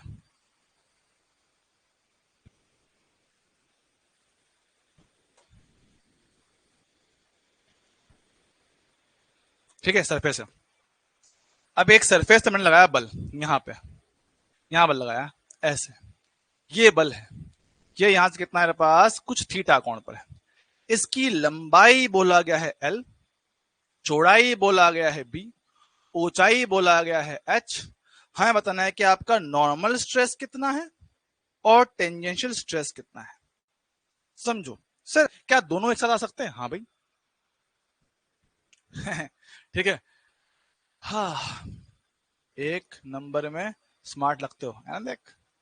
समझो, हाँ बस क्या है, एक बल दे रखा है, हमने पूछा कि दोनों स्ट्रेस बताओ सर, दोनों आ सकते हैं एक साथ? हाँ भाई, दोनों एक साथ आ सकते हैं, दोनों बिल्कुल 100% एक साथ लाए जा सकते हैं, क्योंकि भैया बल ही तो चाहिए, बल ही चाहिए, एक सतह के लंबवत एक सतह के समांतर। सर बल तो किसी कोण पर है, ना तो समांतर है ना लंबवत है, तो भैया घटक कर लो, ना तो समांतर है ना लंबवत, तो भैया घटक कर लो, सिंपल बात है। सर घटक किया जाए? यस सर घटक किया जाए, देखो घटक करते हैं। सर इस एफ का घटक, थीटा के साथ में जो घटक आएगा वो बनेगा एफ कोस थीटा, इसके लंबत जो मेरे पास आएगा वो बनेगा एफ साइन थीटा। तुम बताओ दिए गए सरफेस के लिए कौन सा बल लंबत है, कौन सा बल समांतर है? दिए गए सरफेस के लिए कौन सा बल लंबत, कौन सा समांतर है? देखो, एफ साइन थीटा सरफेस के लंबत है, yes sir. F cos theta समांतर है सर, जी हाँ। तो बात सिंपल करेक्ट है कि हमें इतना पता है कि जो आपका एफ साइन थीटा है ना, वो सतह के लंबत है, नॉर्मल है, और जो आपका एफ कोस थीटा है वो सतह के समांतर है, स्पर्शरेखीय, टेंजेंशियल है। तो इनके हिसाब से डायरेक्टली आप लोग बता पाओगे स्ट्रेस के, भैया नॉर्मल स्ट्रेस का फॉर्मूला वो वाला बल जो सरफेस के लंबत है बटा एरिया, कितना बल है? एफ साइन थीटा बटा कितना? एरिया, काम खत्म। सर टेंजेंशियल बताओ, टेंजेंशियल पे देख लो, एफ आपका टेंजेंशियल बटा एरिया, कितना मेरे पास आया? एफ कॉस थीटा बटे में कितना? एरिया। क्या बात सर, मजा आ गया, सीधा सिंपल सा फंडा है। हाँ जी सर। सर बात करें एरिया, सर एरिया लो कौन सा? एरिया वो लो जिसमें आपका बल लग रहा है, सर मतलब देखो देखो देख रहे हो, हाँ सर इस सरफेस पे बल लगाया गया है, इस सरफेस पे बल लगाया गया है, तो इसी सरफेस का एरिया आप लोग लोगे। देखो समझना, क्या ये लंबाई है एल? Yes sir. क्या ये चौड़ाई है बी? ये है मेरे पास आयत, और आयत का क्षेत्रफल होता है लंबाई गुणा चौड़ाई, तो एल इंटू बी होगा। तो इसी फॉर्मूला में आप लोग पुट कर पाओगे एफ साइन थीटा डिवाइड में कितना? एल इंटू बी होगा। यहां भी कितना पास होगा? एफ कॉस थीटा डिवाइड में कितना? एल इंटू बी होगा। हाँ सर, उम्मीद है मुझे इसमें कोई समस्या, टेंशन, दुख दर्द, पीड़ा नहीं होगा। बोल भाई क्लियर है क्या? हाँ सर, बढ़िया बढ़िया बढ़िया, एक नंबर है, चल जाएगा दोस्त। हाँ सर, मेरे हिसाब से मुझे इसमें समस्या नहीं होनी चाहिए, ठीक है भाई। ऐसे मेरे पास बहुत सारी चीजें पूछ सकता है वो,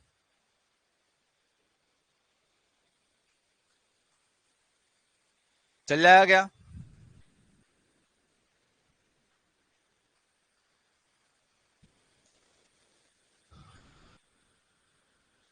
ठीक है चलेगा, ओके। और सुनो, तो आसान आसान सवाल है, फटाफट करते हैं।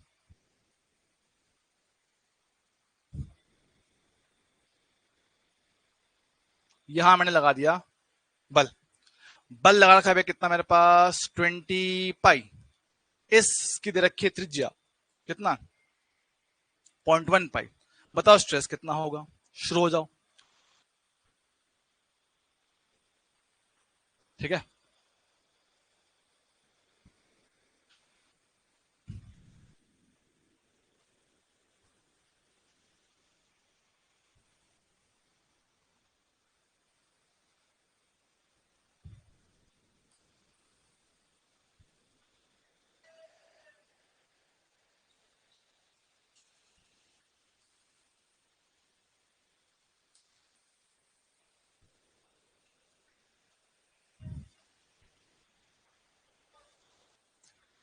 फटाफट सोल्व करो। देख लो पास, देखो सब बल है, त्रिज्या है। हाँ सर, देख पा रहे बल जो मेरे पास सरफेस के लंबवत है, लंबवत है तो आने वाला सिग्मा, ओए होए तो कहां से आया सिग्मा, कितना बचेगा फोर्स अपॉन एरिया बनेगा। सर फोर्स कितना है पास 20 पाई। सर एरिया कितना पाई आर स्क्वायर, आर को दे रखा है, यस सर 0.1 का पाई स्क्वायर, सर जी हाँ सॉल्व करता हूं, कितना हो गया 20 पाई। सर पाई को पाई रहने दो, आर का स्क्वायर है ना सर, आर का स्क्वायर 0.1 का स्क्वायर होगा 0.01 और पाई का स्क्वायर कितना पाई स्क्वायर मेरे पास आएगा। बहुत बढ़िया है। हाँ सर पाई से पाई काट दूंगा, यहां पे कितना 20 होगा, 0.01 कितना 10 की पावर माइनस का 2। सर पाई स्क्वायर को लगभग लगभग कितना 10 लिख सकते हैं, जिनको नहीं पता है ध्यान रखना, पाई स्क्वायर का मान लगभग लगभग कितना 10 के आसपास आता है। ठीक है 10 कर दिया, एक जीरो से एक जीरो काट दे, 2 जीरो गए ऊपर, तो 2 इंटू 10 की पावर 2 कितना 200, ये आपका आंसर है 200। 200 आ गया। हाँ सर बढ़िया है, एक नंबर है। सेम कहानी वहां बात कर, देखो सर हमें स्ट्रेस निकालना है इस तार के अंदर, तार के अंदर आपका अंतराणिक बल कौन सा होता है सर, टेंशन होता है। तार के अंदर जो आपका बल होता है वो आपका होता है टेंशन फोर्स टी। हाँ सर पूरी लंबाई पे ऐसे टेंशन टी उत्पन्न होता है। क्या वस्तु कहीं जा रही है, नहीं सर वस्तु कहीं नहीं जा रही है, वस्तु नहीं जा रहा है तो ऐसी अवस्था में क्या है टेंशन टी का वैल्यू क्या है, इसके mg से बैलेंस होता है। mg से बैलेंस होता है तो भाई सिग्मा निकालना आसान होगा, क्या टेंशन टी अपॉन एरिया, बोले तो mg बटा एरिया ए, बोलो हाँ कि ना।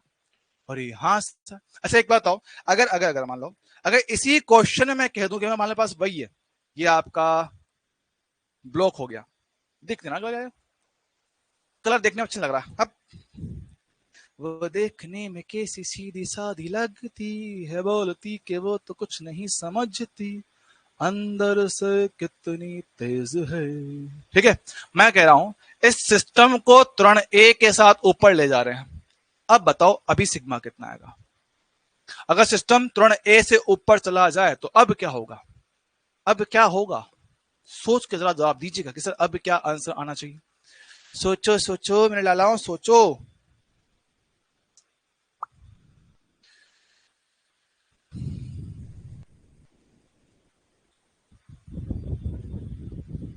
यस कि सर जब त्वरण मेरे पास ऊपर लगता है तो ऐसे केस में जी इफेक्टिव का मान कितना जी प्लस ए आया करता था। हाँ सर जी इफेक्टिव याद करो सर, इस केस में जी इफेक्टिव का मान कितना जी प्लस ए आता था। हाँ जी सर, तो आने वाला टेंशन कितना बनता था सर, एम जी इफेक्टिव मतलब जी प्लस ए बनता था, तो आने वाला स्ट्रेस कितना टी बटा ए बनेगा, मतलब कि एम जी प्लस ए बटे में एरिया। सर जी हाँ, तो ऐसे सिग्मा निकाल सकते हो।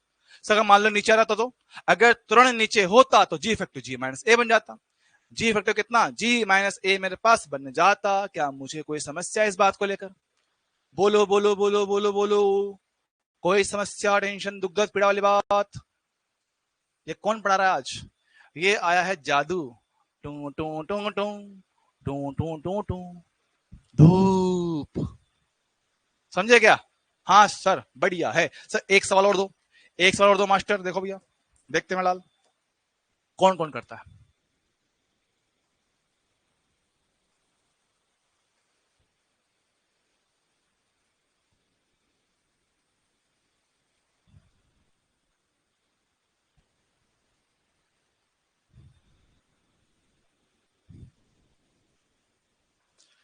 दोनों रस्सियों का एरिया ए है, हमें दोनों पे लगने वाले सिग्माओं का अनुपात बताओ, दोनों के लिए आने स्ट्रेस का अनुपात हमें बताया जाए। सर पिछला रोंग है, क्या बात कर रहे हो सच्ची में, क्या हुआ बताओ कहां का बड़े, कौन सा रोंग है ये वाला, दीपक कुमार जी कौन सा रोंग बता रहे हो आप, कौन सा वाला रोंग बता रहा है मेरे लाल तू।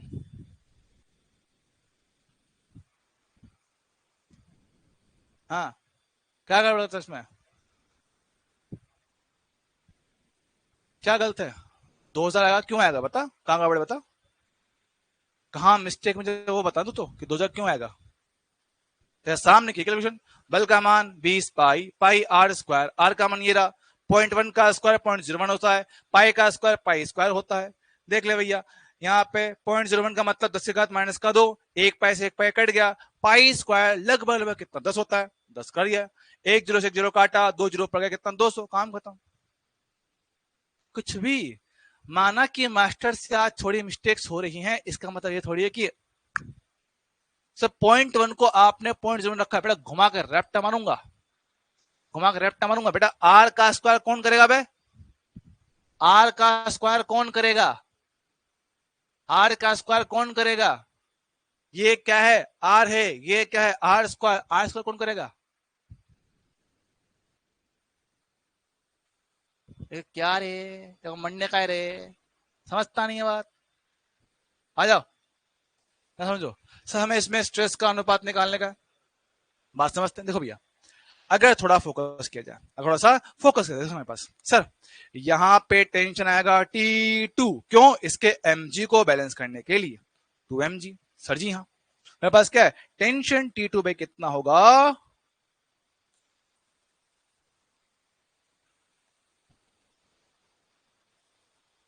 2mg होगा, ठीक सर। सेम तरह बात करते हैं, सेम तरह से भाई यहां पे आने वाला टेंशन क्यों होगा, नीचे वाले पूरे भार की वजह से, तो टेंशन T1 कितना m प्लस 2m कितना 3m होगा, तो 3mg से मेरे पास ये चीज बैलेंस हो जाएगा। अच्छा है सर, बढ़िया है, ठीक है, बात समझते हैं। तो हमें कहा गया है कि सिग्मा का जो फॉर्मूला होता है फोर्स अपॉन एरिया, क्वेश्चन में साफ साफ कहता है मेरे पास क्या है कि एरिया सेम है, तो सिग्मा समानुपाती है एफ के, तो उसके हिसाब से सिग्मा 1 बटे सिग्मा 2 बरोबर F1 बटा F2 होगा।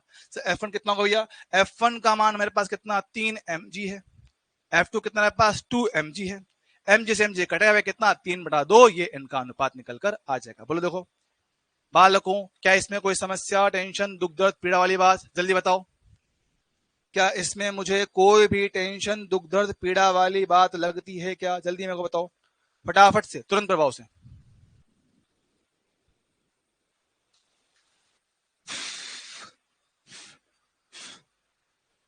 ठीक है भैया, ऐसे कुछ भी आपने किए हुए, ऐसी बात नहीं है, ये बल निकालना ना सीखा, खाली फर्क क्या है, फर्क सिर्फ इतना सा है, इस बार बल के बटा में सिर्फ आता है एरिया, सिर्फ इतना फर्क है, बल के बटा में एरिया आता है, बाकी सब चीजें हमने कहीं ना कहीं किया हुआ है। तो बस मैं आपको एक दे रहा हूं आइडिया कि कैसे क्वेश्चन में आपसे वो पूछ सकता है, करना आपका काम है, करना आपका काम है, बस मैं आपको सारे क्वेश्चंस एक बार दिखा दे रहा हूं, करना अब आपको ये, ठीक है, ये काम अब आपको करना है, समझो।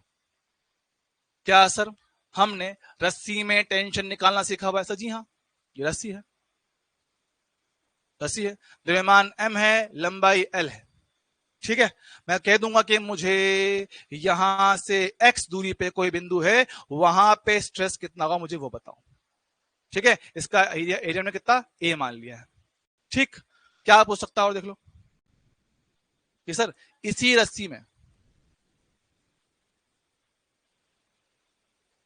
साथ में मैंने एक ब्लॉक लगा दिया, ब्लॉक लगा दिया, द्रव्यमान m का, द्रव्यमान m, लंबाई l, तीन बिंदु ले लिए, तीन अलग अलग बिंदु दे दिए, बिंदु नंबर ए, बिंदु नंबर बी, बिल्कुल बीचों बीच, बिंदु नंबर कितना सी हो गया।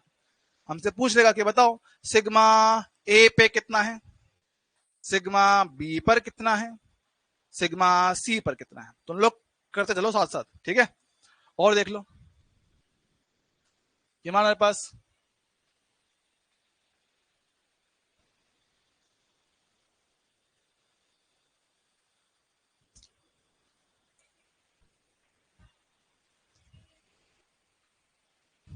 रस्सी में स्ट्रेस बताना है, रस्सी में स्ट्रेस अपने को बताना है,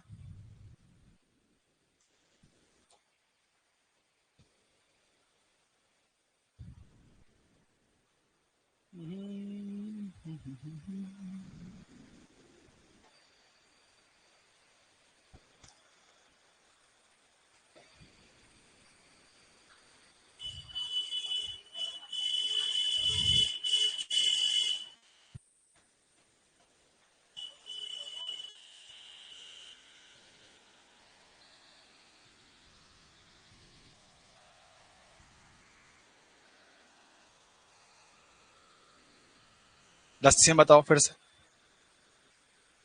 भाई क्वेश्चन की कोई सीमा नहीं है, अनगिनत सवाल बन सकते हैं। जो सवाल हम लोग एलएलएम में कर चुके हैं वही सवाल घुमा फिरा के आपसे पूछ सकता है, कोई लोड नहीं है, कोई लोड नहीं। भाई देखो सारे क्वेश्चन फटाफट से शॉर्ट में डिस्कस कर रहा हूं, समझना। सर देखो यहां पे टेंशन क्यों आता है सर, नीचे वाले भार की वजह से। तो बल कितना आया है, टेंशन बटे एरिया। सर नीचे वाले भार को झेल रहे हैं, हाँ सर, कितना होता है mg, हाँ सर। तो उसके हिसाब से पूरी लंबाई का द्रव्यमान m है, इकाई के लिए बटा l, हमें चाहिए ये भाग जो लटक रहा है ये होगा द्रव्यमान इनटू g बटे में एरिया a, काम खत्म, ये आंसर आ गया। mg x बटा a इंटू l, ले भाई सवाल आ गया। कोई दिक्कत है ना सर, एकदम बढ़िया है। यहां देख लो सर, सर अलग अलग बिंदु है, बिंदु ए पे टेंशन क्यों होगा, सिर्फ और सिर्फ एम की वजह से। तो ए पर आने वाला बल mg बटे एरिया ए, काम खत्म। सर बी पे क्यों आएगा, सर बी पे इसलिए आएगा क्योंकि आधी रस्सी और पूरा ब्लॉक, आधी रस्सी का द्रव्यमान है m बटा 2, पूरे ब्लॉक का m, दोनों को जोड़ो, जब दोनों जोड़ोगे कितना 3m होगा, तो 3m बटा 2, साथ में कितना g बटे में कितना एरिया, काम खत्म, आ गया। सर यहां पे सी पे क्यों आएगा, सी पे पूरी रस्सी पूरा ब्लॉक, पूरी रस्सी का m पूरे ब्लॉक का m, दोनों मिला के 2m g बटा में a, आए हाय मजा आ गया है ना। वहां देख सर, ये देखो सर ये भी तो किया हुआ है, ये भी तो किया हुआ है सर, हमें पहले चाहिए यहाँ पर टेंशन, हमें चाहिए यहाँ पर टेंशन। अगर आपको याद होगा सर, देखो आपको पूरा बल F काम आया है पूरे M1 M2 खींचने के लिए, पूरे M1 M2 के लिए हमें चाहिए F, तो इकाई के लिए डिवाइड में द्रव्यमान कर दूंगा। हमें क्या चाहिए, हमें वो टेंशन चाहिए जो M2 को खींच रहा हो, तो इंटू M2 कर दिया, ये हो गया बल, बल बटा एरिया कर डालूंगा, काम खत्म। ले भैया आ गया एफ m2 डिवाइड में a into m1 plus m2। Sir ये आप इतना जल्दी कैसे कर रहे हो, ये सब सिखाया हुआ है, सब सिखाया हुआ है, नहीं याद है तो रिवाइज करो, याद करो कि सर हमें पूरे m1 प्लस m2 को खींचने के लिए बल F की आवश्यकता पड़ता है, तो एक के लिए कितना आएगा, F बटा m टोटल कर दूंगा, हमें चाहिए सिर्फ m2 के लिए, तो F बटा m टोटल इंटू m2 कर दूंगा। ये सब सिखाया हुआ है, सब की हुई चीजें हैं, सब की हुई चीजें। हाँ सर यहां बात करें सर, सर्कुलर पाथ पे चल रहे हैं, सर्कुलर पाथ पे जानते हैं कि भाई अंदर वाला टेंशन T बैलेंस होगा बाहर के सेंट्रीफ्यूगल फोर्स से, अजी हाँ सर, तो फोर्स बैलेंस होगा तो आने वाला टेंशन m v स्क्वायर बटा l और तार का एरिया a, काम खत्म। क्या भाई इस तरह के सारे क्वेश्चंस किए जा सकते हैं क्या, क्या इस तरह के सारे क्वेश्चंस किए जा सकते हैं, जल्दी बताओ हाँ ना। क्या इस तरह के सारे क्वेश्चंस किए जा सकते हैं क्या, मैं जल्दी से हाँ या ना में जवाब दो फटाफट से।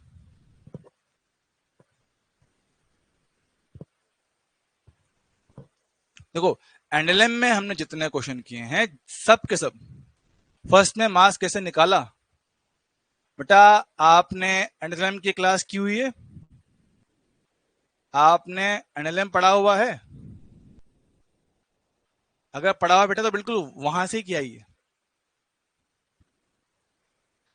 ठीक से भैया। क्या बेटा अब अंकित अगर आपने एनएलएम नहीं पढ़ा बेटा उसमें कैसे कर सकता हूं, मुझे बता, ठीक से भाई। चलो तुम्हारे पास क्वेश्चन की बहुत वैरायटी हमें बन सकता है, इसमें कोई समस्या, कोई टेंशन, कोई दुख दर्द वाली बात नहीं होगा। चल ठीक है, हमने भंजक प्रतिबल पढ़ लिया, उसके लिए एक सवाल सुन लो, मैं सुन लो, एक सवाल कहता हूं, सवाल कहा जाए, क्या कहा जाए, भाई देखते हैं, क्वेश्चन बोलते हैं एक, ठीक है सुना। किसी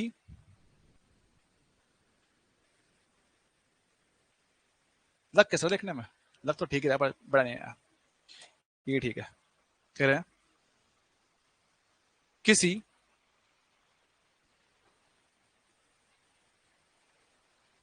किसी दिए गए तार जिसकी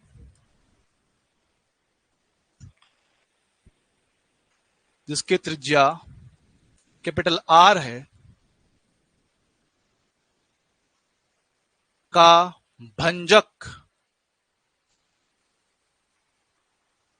भंजक प्रतिबल सिग्मा बी है,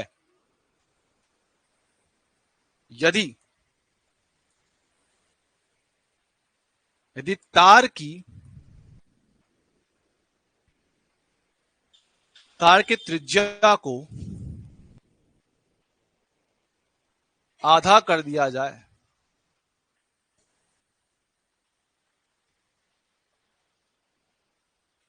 तब तब भंजक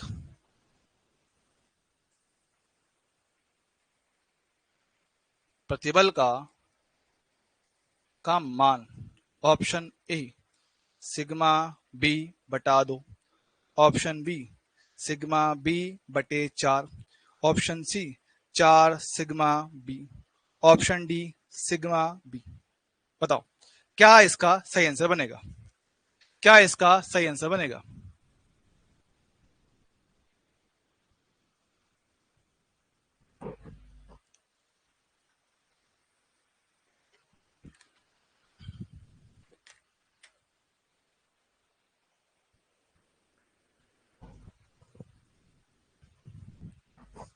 सी आएगा। Option D is the right answer. हैं मालिक, ये क्या कह रहे हो आप, सिग्मा बी है? कैसे मास्टर, ये कैसे किए हो आप?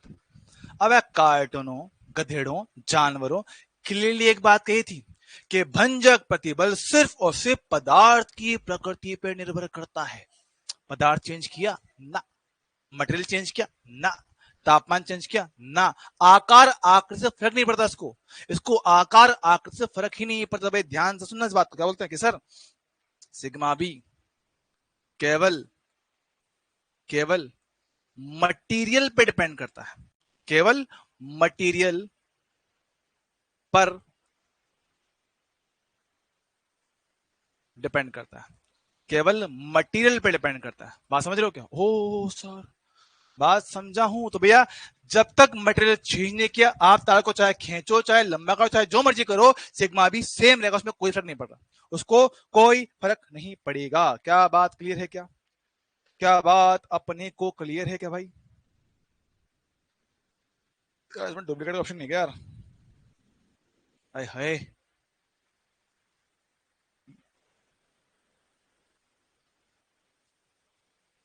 कहाँ गया? चलो कोई ना यार, दोबारा रखना पड़ेगा क्या यार? डुप्लीकेट का ऑप्शन दे दो भाई, डुप्लीकेट का ऑप्शन दे दो मेरे को, ढूंढना पड़ेगा लगता है। अरे यार चलो कोई नहीं। अच्छा मान लो इसी को था, सेम क्वेश्चन सेम क्वेश्चन। यदि किसी आर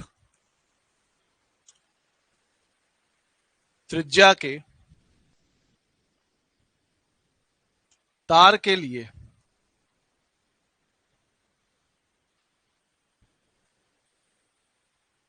भंजक बल F है, अब यदि अब यदि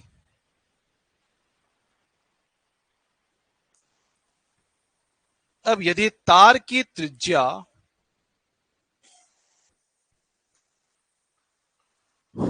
आधी कर दी जाए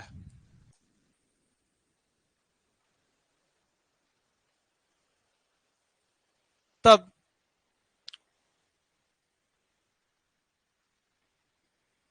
तब भंजक बल का मान क्या होगा? भंजक बल का मान क्या होगा? ऑप्शन ए कि सर 4 गुना हो जाएगा,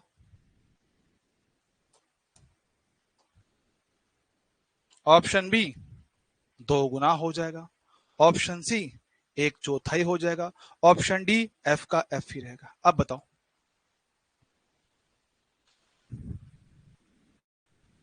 जवाब दो।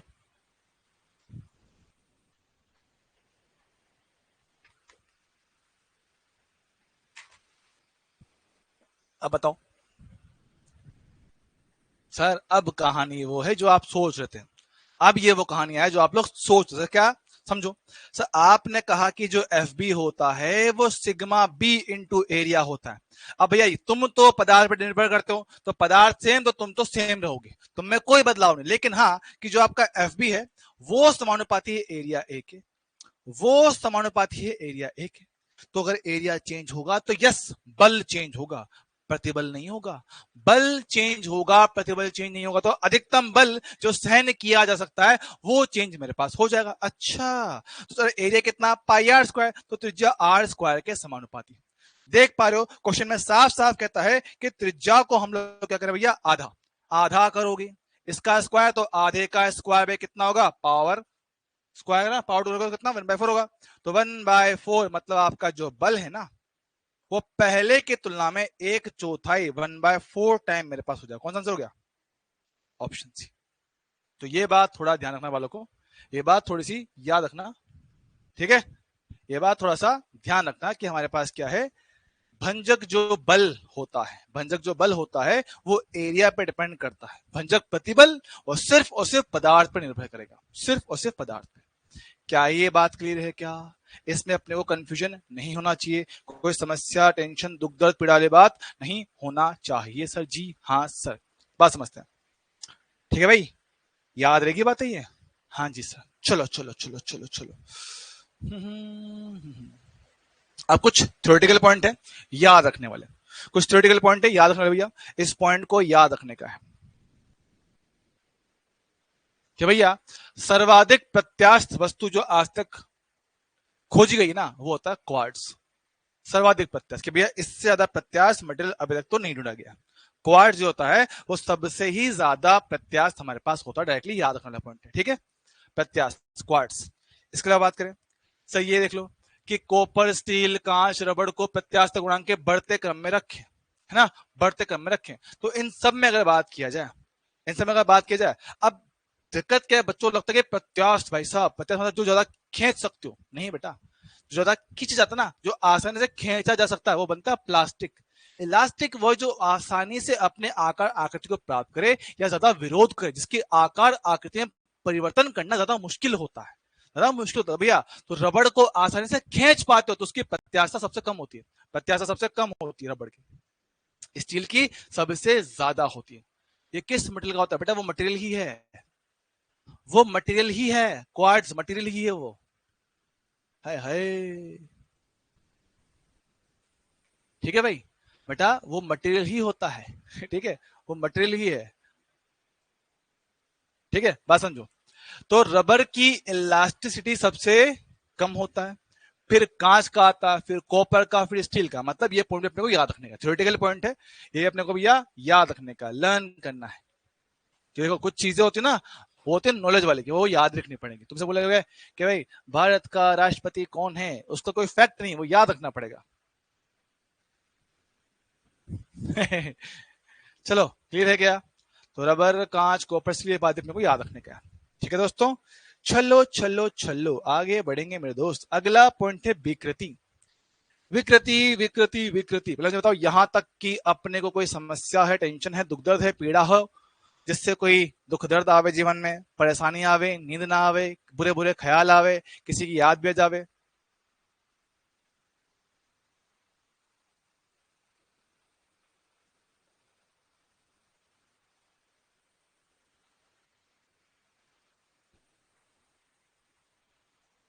छोटी बहन, घर पे आना ना, घर पे आऊंगा तो छोटी बहन ने राखी बांध दी, ठीक है।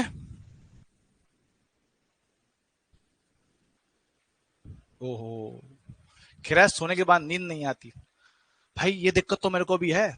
खाने के बाद भूख नहीं लगती, खेलने के बाद थक जाता हूँ, पढ़ाने के बाद पढ़ा नहीं पाता हूँ, पढ़ने के बाद पढ़ाई नहीं हो पाती है ना, हल्का होने के बाद दोबारा प्रेशर नहीं बनता, बहुत समस्या भाई, ठीक है। बात सुनो भैया, कहानी एकदम क्लियर है। हाँ जी सर, मार्केट में नई नई खबर आई है कि मास्टर जी कोटा बोले, स्मार्ट सर जी, सर ने मैम की पिक डाली थी आपने इंस्टा पर, ध्यान तेरा वही है, खाली पढ़ाई मत दे तू। यहाँ सुनो सर, स्ट्रेन विकृति, बात समझो। अब जब आप वस्तु पे बल लगाओगे, जब आप वस्तु पे बल लगाओगे तो सर उसके आकार आकृति में बदलाव भी आएगा। Yes sir. अब कितना बदलाव आया है प्रति इकाई भुजा, मतलब प्रति इकाई लंबाई मान लो, तो कितना परिवर्तन आया है प्रति इकाई लंबाई में, उसको हम लोग क्या बोलते हैं, विकृति कहते हैं। तो उसको स्ट्रेन कहेंगे कि बल तो लगाया था, विरोध उत्पन्न हुआ, जिसकी वजह से वस्तु अपने आकार आकृति को प्राप्त करना चाह रहा था कि आपने हटाया, इलास्टिसिटी था। हाँ, अब हम ये कह रहे हैं कि बल लगाने के बाद जो परिवर्तन आ रहा है उसको बोलते हैं विकृति, है ना। बात समझते हैं, विकृति, विकृति समझना। स्ट्रेन या विकृति क्या मतलब होता है, स्ट्रेन या विकृति समझना क्या बोलते हैं कि वस्तु के आकार अथवा आकृति में परिवर्तन, या आयतन में हो सकता है, ठीक है, आयतन भी हो सकता है कि कितना परिवर्तन आया है बटे वास्तविक विमा, वास्तविक विमा, वास्तविक डायमेंशन उसका क्या था, वास्तविक डायमेंशन उसका क्या था। अब समझो,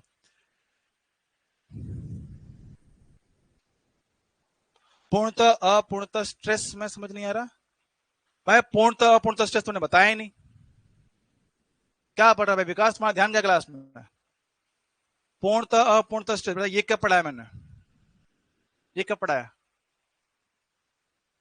ये कब पढ़ा है विकास भैया, कौन सी जड़ी बूटी सूंघ के बैठे हो हैं, सुबह सुबह चाय पत्ती सूंघ ली क्या,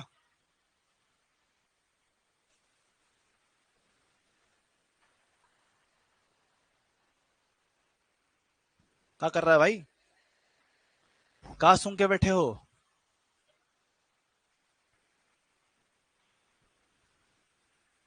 बेटा पहले टॉपिक ठीक से पढ़ा करो, बेटा क्या पूछ रहा है तुम, समझ नहीं रहा। हमने पूर्णतः अपूर्णतः स्ट्रेस नाम की कोई चीज नहीं पढ़ा रहे। वीएन सर कह रहे हैं कि आपकी शादी नहीं हुई, हाँ बेटा नहीं हुई ना मेरी, तो मैं तो कुंवारा हूं अभी तो, अभी तो 10-5 गर्लफ्रेंड बनाऊंगा, उसके बाद शादी करूंगा। यहाँ सुनो, बात सुनते हैं, वस्तु के आकार आकृति में परिवर्तन बटे कितना वास्तविक विमा, कितना मेरे पास क्या बटे वास्तविक विमा मेरे पास होगा, बात समझिएगा। अच्छा, अगर एक बात समझे, देखो, चाहे लंबाई की बात, एक सिंपल बात बोलते हैं कि मान लो आपने किसी वस्तु पे बल लगाया होगा, हाँ सर लगाया होगा, यहाँ पे बल लगाया होगा, यहाँ पे बल लगाया होगा, हाँ सर, इसकी कुछ लंबाई रहा होगा, हाँ सर, अब इस बल की वजह से इसकी लंबाई में परिवर्तन आएगा।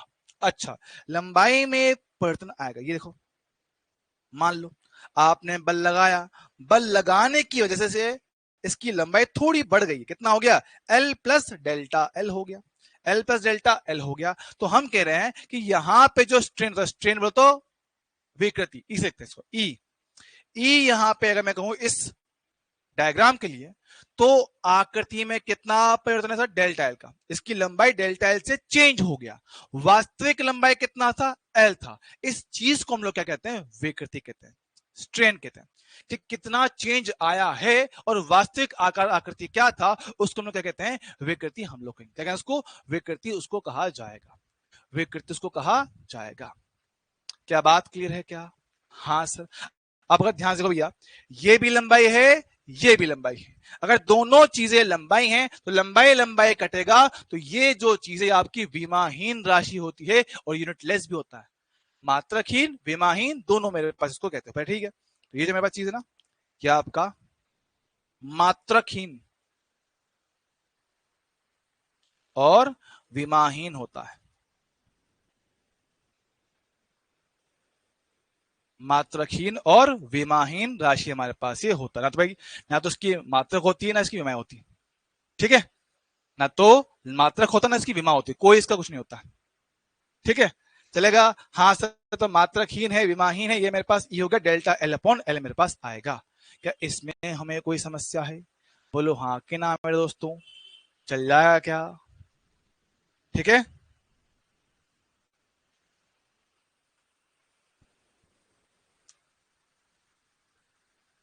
ठीक है। अब सर क्योंकि हमने जब पढ़े स्ट्रेस, सर स्ट्रेस पढ़े हमने तीन तरह के, हमने स्ट्रेस पढ़े तीन तरह के, तो स्ट्रेन भी तीन तरह की ही बनेगी। तो भैया शॉर्ट में फटाफट इसको डिस्कस करते हैं कि सर अगर हमारे पास स्ट्रेस तीन तरह के, तो भैया स्ट्रेन हमारे पास क्या है, तीन तरह के आएंगे। देखो स्ट्रेन सर मेरे पास क्या होंगे, ये तीन तरह के होंगे। स्ट्रेन हमारे पास होंगे भैया कितने, तीन तरह के। ठीक है, तीन तरह के स्ट्रेन होंगे।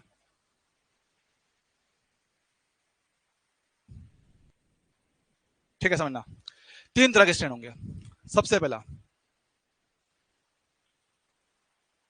नॉर्मल स्ट्रेन, सर हिंदी में उसको बोलते हैं भाई अभिलंब विकृति।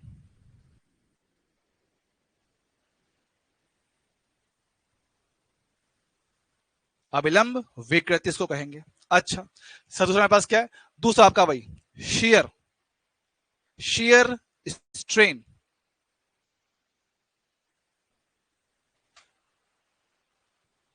अपरूपण विकृति,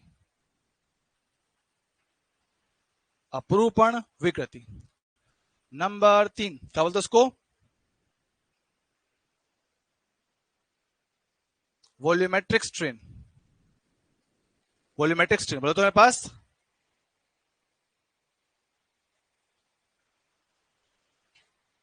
आयतनीय विकृति से कहते हैं, आयतनीय विकृति से कहा जाएगा, आयतनीय विकृति से कहा जाएगा। बात को जरा समझेंगे। मेरे पास सर इसमें क्या था, मेरे पास ऐसे वस्तु हुआ करती थी, यस सर, हमने इस पे बल लगाया था, यस सर, तो बल की वजह से इसकी लंबाई चेंज हो जा रही थी, जो आपने अभी अभी देखा कि मेरे पास लंबाई एल था, बल लगाया तो लंबाई चेंज हो जाता है। मतलब देखो लंबाई बढ़ के या घटा जा सकती है ना, कि अगर बल अंदर लगाओगे तो लंबाई घट भी सकता है, तो जरूरी नहीं कि हर बार लंबाई बढ़ेगा, ऐसी घट भी सकता है। तो अब जो इसका लंबाई है वो एल प्लस डेल्टा एल हो गया। तो यहां मेरे पास क्या है, इसको बोलते हैं ई एन, ई एन से कहेंगे ई एन, डेल्टा एल बटे में कितना एल, लंबाई में कितना परिवर्तन बटे वास्तविक लंबाई, ये आपका बनता है नॉर्मल स्ट्रेन।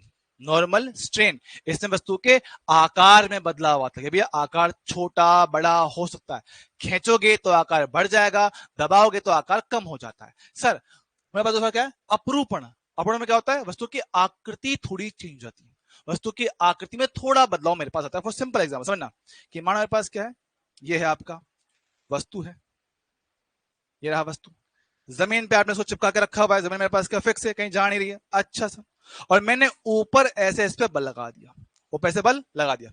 जब आप इस पे इस तरह से बल लगा रहे हो तो जो आपका निचला हिस्सा है वो तो जमीन पे चिपका हुआ है, वो तो कहीं जा सकता नहीं, लेकिन जो ऊपर का सरफेस है वो थोड़ा सा आगे सरक जाता है, थोड़ा आगे सरकेगा, मतलब कुछ इस प्रकार। देखो आजा, देख पा रहे हो, थोड़ा सा ये हिस्सा आपका आगे की ओर सरक जाता है, देखो कुछ ऐसे देख पा रहे होंगे, दिख रहा है क्या, हाँ सर थोड़ा सा आगे सरक गया है। तो ये जो आगे सरकना हुआ है, ये जो आगे सरकना हुआ है, इसकी वजह से मेरे पास जो आता है उसको बोलते हैं, हम लोग क्या बोलते हैं उसको, हम लोग बोलते हैं आपका अपरूपण विकृति। क्या कहते हैं उसको, अपरूपण विकृति। समझना कि यहां से लेकर यहां तक कितना शिफ्ट हो गया उसको कहेंगे डेल्टा, और वास्तविक लंबाई वैसे कितना है, एल के समान है। तो मेरे पास क्या ना, इनका जो अनुपात उसको बोलते हैं अपरूपण, क्या बोले, टेंजेंशियल। तो टेंजेंशियल विकृति क्या बनेगा, कि कितना शिफ्ट हुआ है बटे में वास्तविक लंबाई कितना, ये बनता है अपरूपण विकृति।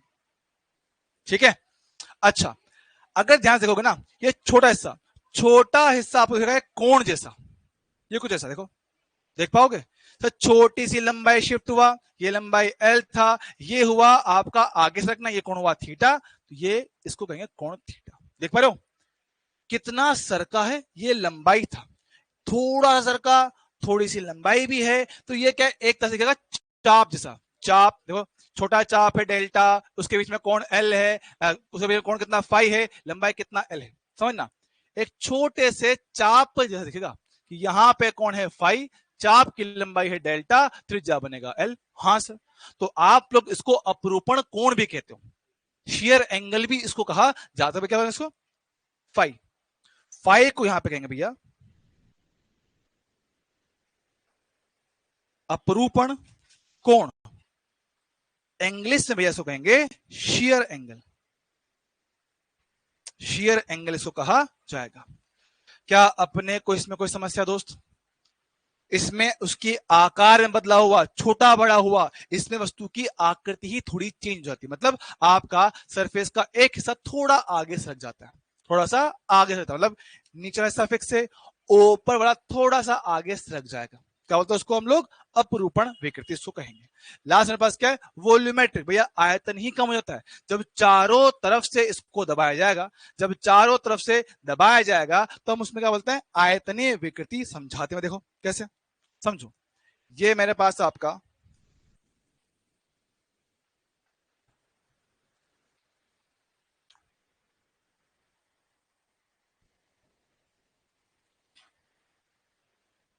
ये वस्तु है, ठीक है, वस्तु है। अब अगर इस पे चारों तरफ से ही बल लगा दिया जाए, समझो कुछ ऐसा, यहां बल लगा दिया, यहां लगा दिया, यहां लगा दिया, यहां लगा दिया, हर तरफ से आप इसको दबा रहे हो, जब हर तरफ से इसको दबाओगे इसका आयतन कम हो जाता है। आयतन मतलब कि जो आयतन पहले था ये उससे पहले से थोड़ा सा छोटा हो जाएगा, कुछ इस तरह से, थोड़ा मेरे पास क्या है? छोटा हो जाएगा, क्या मेरे पास? थोड़ा छोटा हो जाएगा, ठीक है। तो आयतन कम होगा भाई, पहले कितना v था, अभी v माइनस डेल्टा v हो गया, पहले से थोड़ा कम हो गया। तो आयतन में आने वाली विकृति EV माइनस का डेल्टा v बटे में कितना v। सर माइनस क्यों? माइनस इसलिए क्योंकि यहाँ पे आयतन क्या होता है? कम हो रहा है, यहाँ पे आपका आयतन कम हो रहा है, इसका बोलता है उसको आयतनीय विकृति उसको कहा जाएगा। पहले मुझे बताओ कि इन तीनों पॉइंट में कोई समस्या है, टेंशन है, दुख दर्द है, पीड़ा है? जल्दी बताओ। देख लो भैया, बल लगाया सतह के लंबवत लंबाई बढ़ सकता है, दबाओगे तो कम भी हो सकता है। तो इसमें वस्तु की आकृति ही चेंज हो गया, कुछ कोण से आगे सरक जाता है, तो डेल्टा बटा एल अपरूपण कोण शेयर एंगल कहलाता है। यहां मेरे पास क्या? आयतन ही कम हो गया, डेल्टा बी अपॉन बी हो गया। अब चाहे कोई सी भी विकृति हो, तीनों ही मेरे पास क्या है? विमाहीन होती है, मात्रकहीन होती है, इनका कोई यूनिट नहीं होता, कोई डायमेंशन नहीं होता है। देख लो भैया,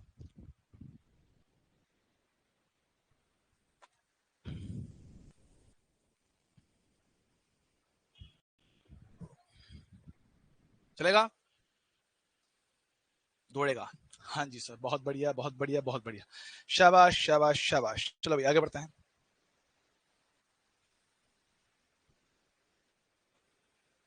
आगे भाई,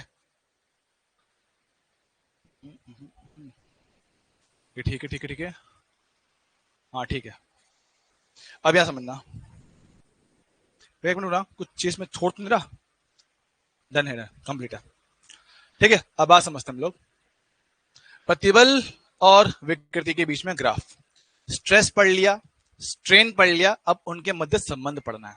स्ट्रेस पढ़ा, कोई डाउट नहीं है, स्ट्रेन पढ़ा, कोई डाउट नहीं है। अब बात करें इनके मध्य आपस में संबंध क्या होता है, इनके बीच में आपस में संबंध क्या होता है उसकी बात करें। पहले तो बताओ कि स्ट्रेस स्ट्रेन तक कोई समस्या अपने को है क्या? स्ट्रेस स्ट्रेन तक हमें कोई भी समस्या है क्या? स्ट्रेस में कोई डाउट हो, स्ट्रेन में कोई डाउट हो?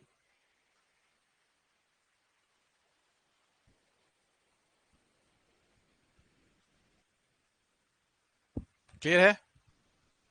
चलो बढ़िया। अब बात समझ अपन लोग क्या कर रहे हैं, अब बात कर रहे हैं प्रतिबल और विकृति के मध्य संबंध की बात करेंगे, ठीक है। नौ नक्को इल्ले, तो बहुत बढ़िया, शाबाश। बात सुनेंगे अब। हम कह रहे हैं अब इनके मध्य संबंध, मतलब कि जैसे जैसे आप किसी वस्तु पर बल लगाते हो तो उसकी आकार आकृति में कैसे परिवर्तन आता है। चैप्टर इंटरेस्टेड नहीं है बेटा, इंटरेस्टेड तो तेरा पढ़ना भी नहीं है भाई। नीट का एग्जाम देने जा रहा है, मन तो पढ़ने का भी नहीं करता है, पर करना पड़ता ना भाई। एग्जाम अगर देना है, एग्जाम क्लियर करना है तो बस करना पड़ेगा, मजबूरी है भाई, क्योंकि एग्जाम में क्वेश्चन यहाँ से आता है हर साल, एक तो कन्फर्म है। चैप्टर छोटा सा है, हर साल यहाँ से कम से भी कम एक क्वेश्चन आना कन्फर्म है, आएगा ही आएगा। बात समझते हैं, समझो।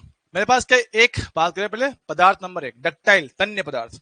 ये वो पदार्थ होते हैं जिन पे अगर बाहर से बल लगाया जाता है तो उनके आकार आकृति में एक अच्छा खासा बदलाव देखने को मिलता है। क्या कह रहे हैं कि ये मेरे पास वो पदार्थ होते हैं जिनमें क्या है, अगर आप लोग बल लगाते हो तो मेरे पास क्या होता है कि आकार आकृति में अच्छा खासा चेंज देखने को मिलता है, मतलब कि टूटने से पहले, ब्रेक होने से पहले इसकी लंबाई में या आकृति में या आयतन में अच्छा खासा बदलाव आपको देखने को मिलेगा। जैसे कि सर हमारे पास क्या, देखो ये मान लो अगरबत्ती की डंडी है, हाँ सर, बल लगाऊंगा, मैं घूमेगा, आराम से दिख रहा है आपको किसे बेंड हो रहा है, बेंड हो रहा है, बेंड हो रहा है, बेंड हो रहा है, फिर एक पॉइंट पे आके टूट जाएगा, एक पॉइंट आके टूट जाएगा, मतलब टूटने से पहले इसके आकार आकृति में एक अच्छा खासा बदलाव देखने को मिलता है। सर घर में होता है ना, चोटी बांधने का रबड़ होता है, हाँ सर, पकड़ खींचो, खूब लंबा होगा, खूब लंबा होगा, खूब लंबा होगा, फिर वो टूट जाएगा। मतलब टूटने से पहले उसके आकार आकृति में अच्छा खासा चेंज देखने को मिलता है। हाँ सर, बात एकदम क्लियर है, एक अच्छा खासा बदलाव आपको देखने को मिल जाता है, उसको बोलते हैं डक्टाइल मटेरियल। तो इनके लिए अगर हम लोग ग्राफ बनाए, अगर हम लोग इनके लिए ग्राफ बनाए, किसका, स्ट्रेस का स्ट्रेन के साथ, भाई स्ट्रेस है सिग्मा, स्ट्रेन ई के साथ ग्राफ बनाया जाए तो क्या होता है, शुरुआत में क्या देखो, शुरुआत में क्या भाई, जैसे जैसे आप बल बढ़ाते हो, अब जैसे जैसे स्ट्रेस बढ़ाते हो भाई स्ट्रेन बढ़ता है, शुरुआत ग्राफ है ये आपका नेचुरल भैया, ये पॉइंट आपको याद रखना पड़ेगा कि भाई हाँ ऐसा होता है, ये कोई प्रूफ नहीं कर रहा मैं, ये अपने एक्सपेरिमेंट से देखी हुई पॉइंट्स है, ठीक है। तो आपने बल लगाया, तो जब आपका कोई बल नहीं था सिस्टम पे तो स्ट्रेन भी नहीं था, लेकिन जब बल की मात्रा बढ़ाई तो स्ट्रेन बढ़ा, तो जैसे जैसे बल बढ़ाओगे उसका स्ट्रेन बढ़ा, कि भैया हमने स्ट्रेस बढ़ाया तो भैया स्ट्रेस बढ़ाओगे तो स्ट्रेन बढ़ा। और शुरुआत में ये जो ग्राफ मेरे पास है वो स्ट्रेट लाइन ऐसा आया, स्ट्रेट लाइन। तो एक पॉइंट था जहां तक ये ग्राफ स्ट्रेट लाइन रहा, इस पॉइंट ए को हम लोग बोलते हैं प्रपोर्शनल लिमिट, प्रपोर्शनल लिमिट इसको कहेंगे, तो इसको प्रपोर्शनल लिमिट इसको कहते हैं भैया, हिंदी में बोलो तो हिंदी में इसको बोलते हैं समानुपाती सीमा, समानुपाती सीमा, कि भाई यहां वो बिंदु है जहां तक आपका स्ट्रेस डायरेक्टली समानुपाती किसके रहा, स्ट्रेन के, स्ट्रेट, ठीक है। इसके बाद क्या है, ग्राफ थोड़ा हमने स्ट्रेस थोड़ा और बढ़ाया, स्ट्रेस और बढ़ाया तो ग्राफ थोड़ा चेंज हुआ, ग्राफ का नेचर थोड़ा सा चेंज हुआ और वो ऐसे घूम गया, फिर एक पॉइंट मिला बी, इस बी को हम लोग बोलते हैं इलास्टिक लिमिट,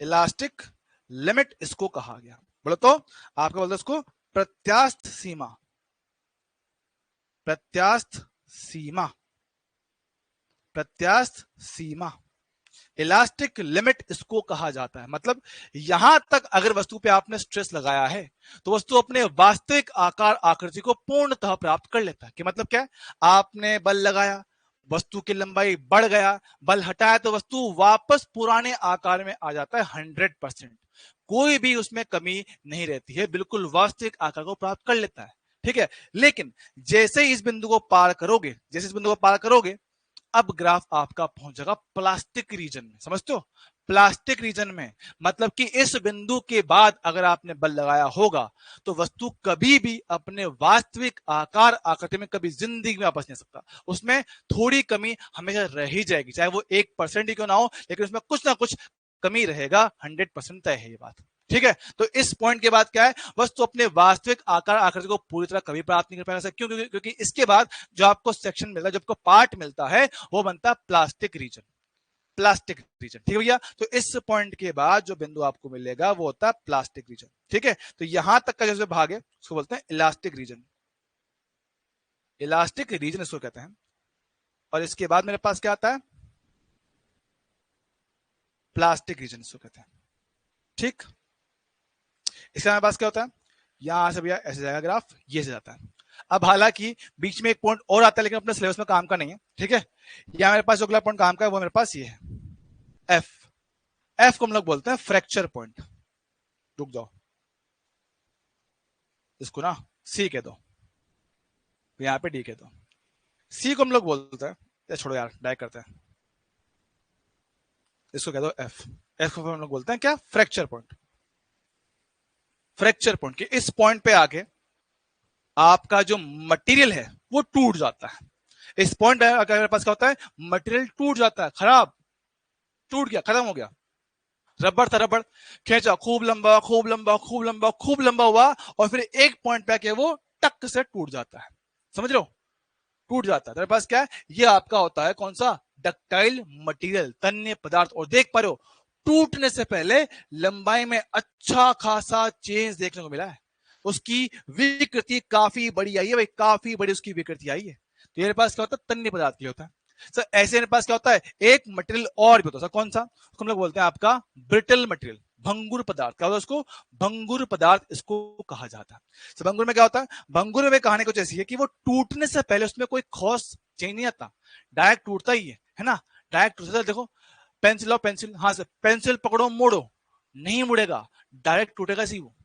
पेंसिल लेके आओ, खूब बल लगाओ, वो नहीं मुड़ेगा, डायरेक्ट टूटेगा ही सही। मतलब वो क्या है? भंगुर पदार्थ है, ब्रिटल मटेरियल है, कि जो टूटने से पहले कोई भी संकेत नहीं देता कि भैया टूट रहा हूं, लंबाई में चेंज दिखा रहा हूं, ना ना ना, डायरेक्ट टूटता है, बर्बाद होता है सीधा वो। समझ लो क्या बोलता है? तेरे पास क्या है? भंगुर ब्रिटल मटेरियल, जो टूटने से पहले अपने आकार आकृति में कोई बड़ा बदलाव नहीं दिखाते हैं। तो अगर मैं इनके लिए ग्राफ बनाऊं,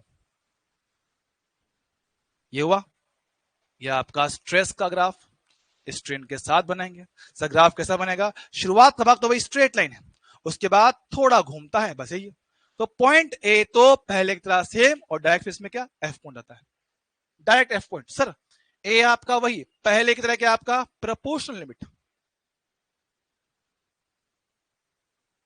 प्रोपोर्शनल लिमिट, जिस टाइम ने कहा कि जो सिग्मा है वो समानुपाती किसके है? स्ट्रेन के। सर मेरे पास एफ क्या है? एफ आपका वही फ्रैक्चर पॉइंट। ठीक है भाई, यहां पे चीजें डायरेक्ट टूट जाती हैं, खत्म, चलेगा। तो मेरे पास क्या? टूटने से पहले अपने आकार आकृति में कोई बहुत बड़ा परिवर्तन नहीं दिखाते हैं, सिंपल बात, चल जाएगा। हाँ सर। अब सर दोनों ही ग्राफ में, अगर दोनों ही ग्राफ में समझे सर, एक पॉइंट तो कॉमन है। सर क्या? दोनों ही ग्राफ में एक पॉइंट कॉमन है। सर कौन सा? प्रोपोर्शनल लिमिट, इसमें भी था और इसमें भी था। हाँ सर, दोनों में मेरे पास क्या? प्रोपोर्शनल लिमिट आती है। टूटने से पहले अच्छा खासा बदलाव, तन्य पदार्थ। टूटने से पहले लंबाई में कोई बहुत बड़ा बदलाव नहीं होता है, तो भंगुर पदार्थ। ओके सर, अब हम कहते हैं भैया कि दोनों में एक बात कॉमन थी, प्रोपोर्शनल लिमिट।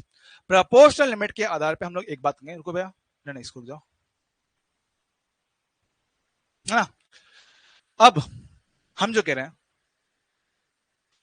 पढ़ ले, आप कैसे हो, पढ़ ले आप, हाँ कह रहा हूं।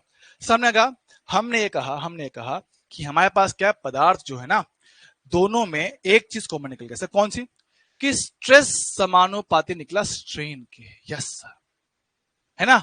और इसको हम लोग जानते हैं हुक्स लो के हिसाब से। इसको हम लोग क्या कहते हैं? हुक्स लो इसको कहा जाता है। क्या कहते हैं इसको? हुक्स लो इसको कहते हैं। और जब समानुपाती चिन्ह को हटाते हैं सर, एक नियतांक आता है, सी कहते हैं उसको, ऐसे नहीं, इसको ई कहते हैं, इसको ई कह दिया, ई, फिर कितना? स्ट्रेन हो गया। ओ हो, ये हो गया। तो क्या होता है? ई का मतलब मेरे पास यहां पर क्या? प्रोपोर्शनल लिमिट, समानुपाती नियतांक।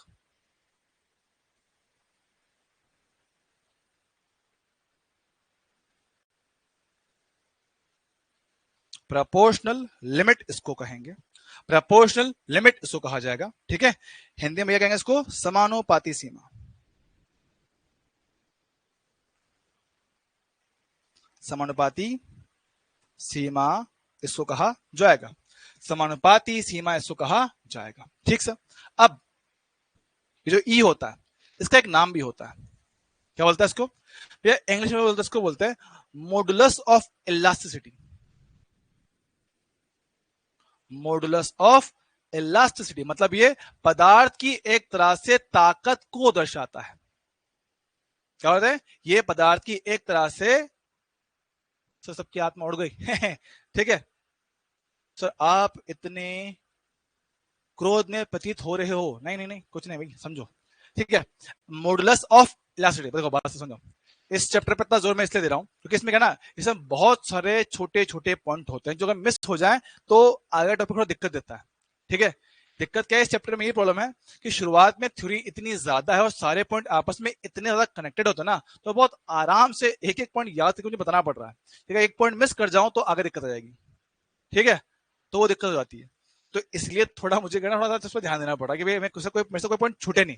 ठीक है, समझो।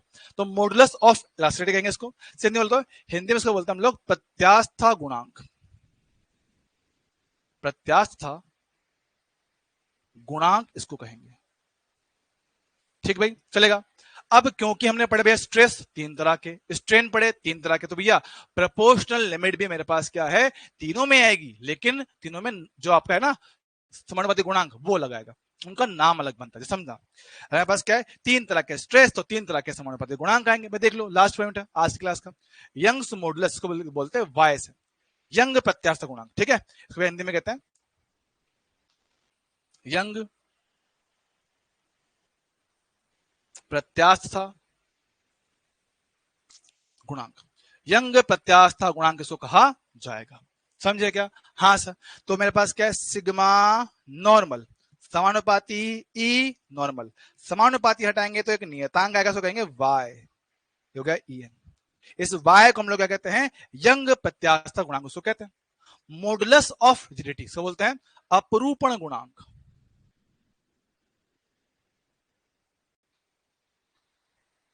अपरूपण गुणांक कह दो, क्या इसका एक नाम और बताया, दृढ़ता गुणांक,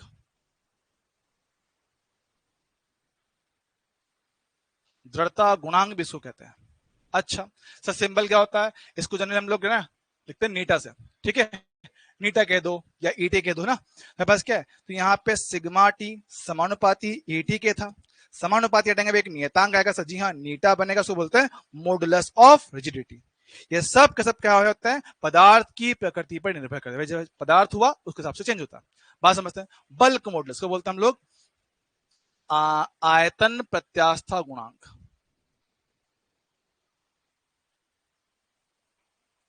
आयतन प्रत्यास्थता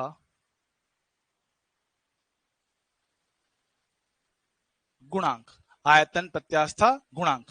भैया देखो, वही आपका प्रेशर पी समानुपाती आयतन विकृति, समानुपाती हटाओगे एक नियतांक आएगा, कहेंगे बी, ये हो गया ई बी, ये इसके फॉर्मूला है, ठीक है। चलो भाई, उम्मीद है हमें इनमें कोई समस्या नहीं होगी। तीन तरह के स्ट्रेस पढ़े, तीन तरह के स्ट्रेन पढ़े, और उनसे जुड़े हुए तीन तरह के आपने समानुपाती नियतांक पढ़े। अब खाली जो बचता है इन पे सवाल करना, अब जो खाली बचता है इन पे सवाल करना बाकी है, जो कि हम करेंगे अगले क्लास में। आज तो पूरा हो नहीं पाएगा, ठीक है, आज पूरा हो नहीं पाएगा, लेकिन फिर भी कुछ छोटे मोटे सवाल मैं आपको होमवर्क में देना चाहता हूँ, ट्राई कीजिएगा, अगर हो पाए तो कर लीजिएगा, नहीं हो पाए तो कोई बात नहीं।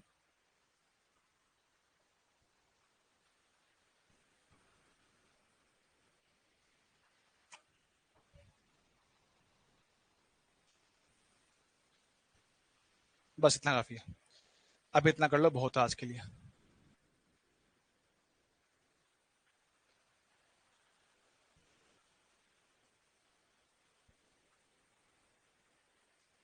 ठीक है भाई,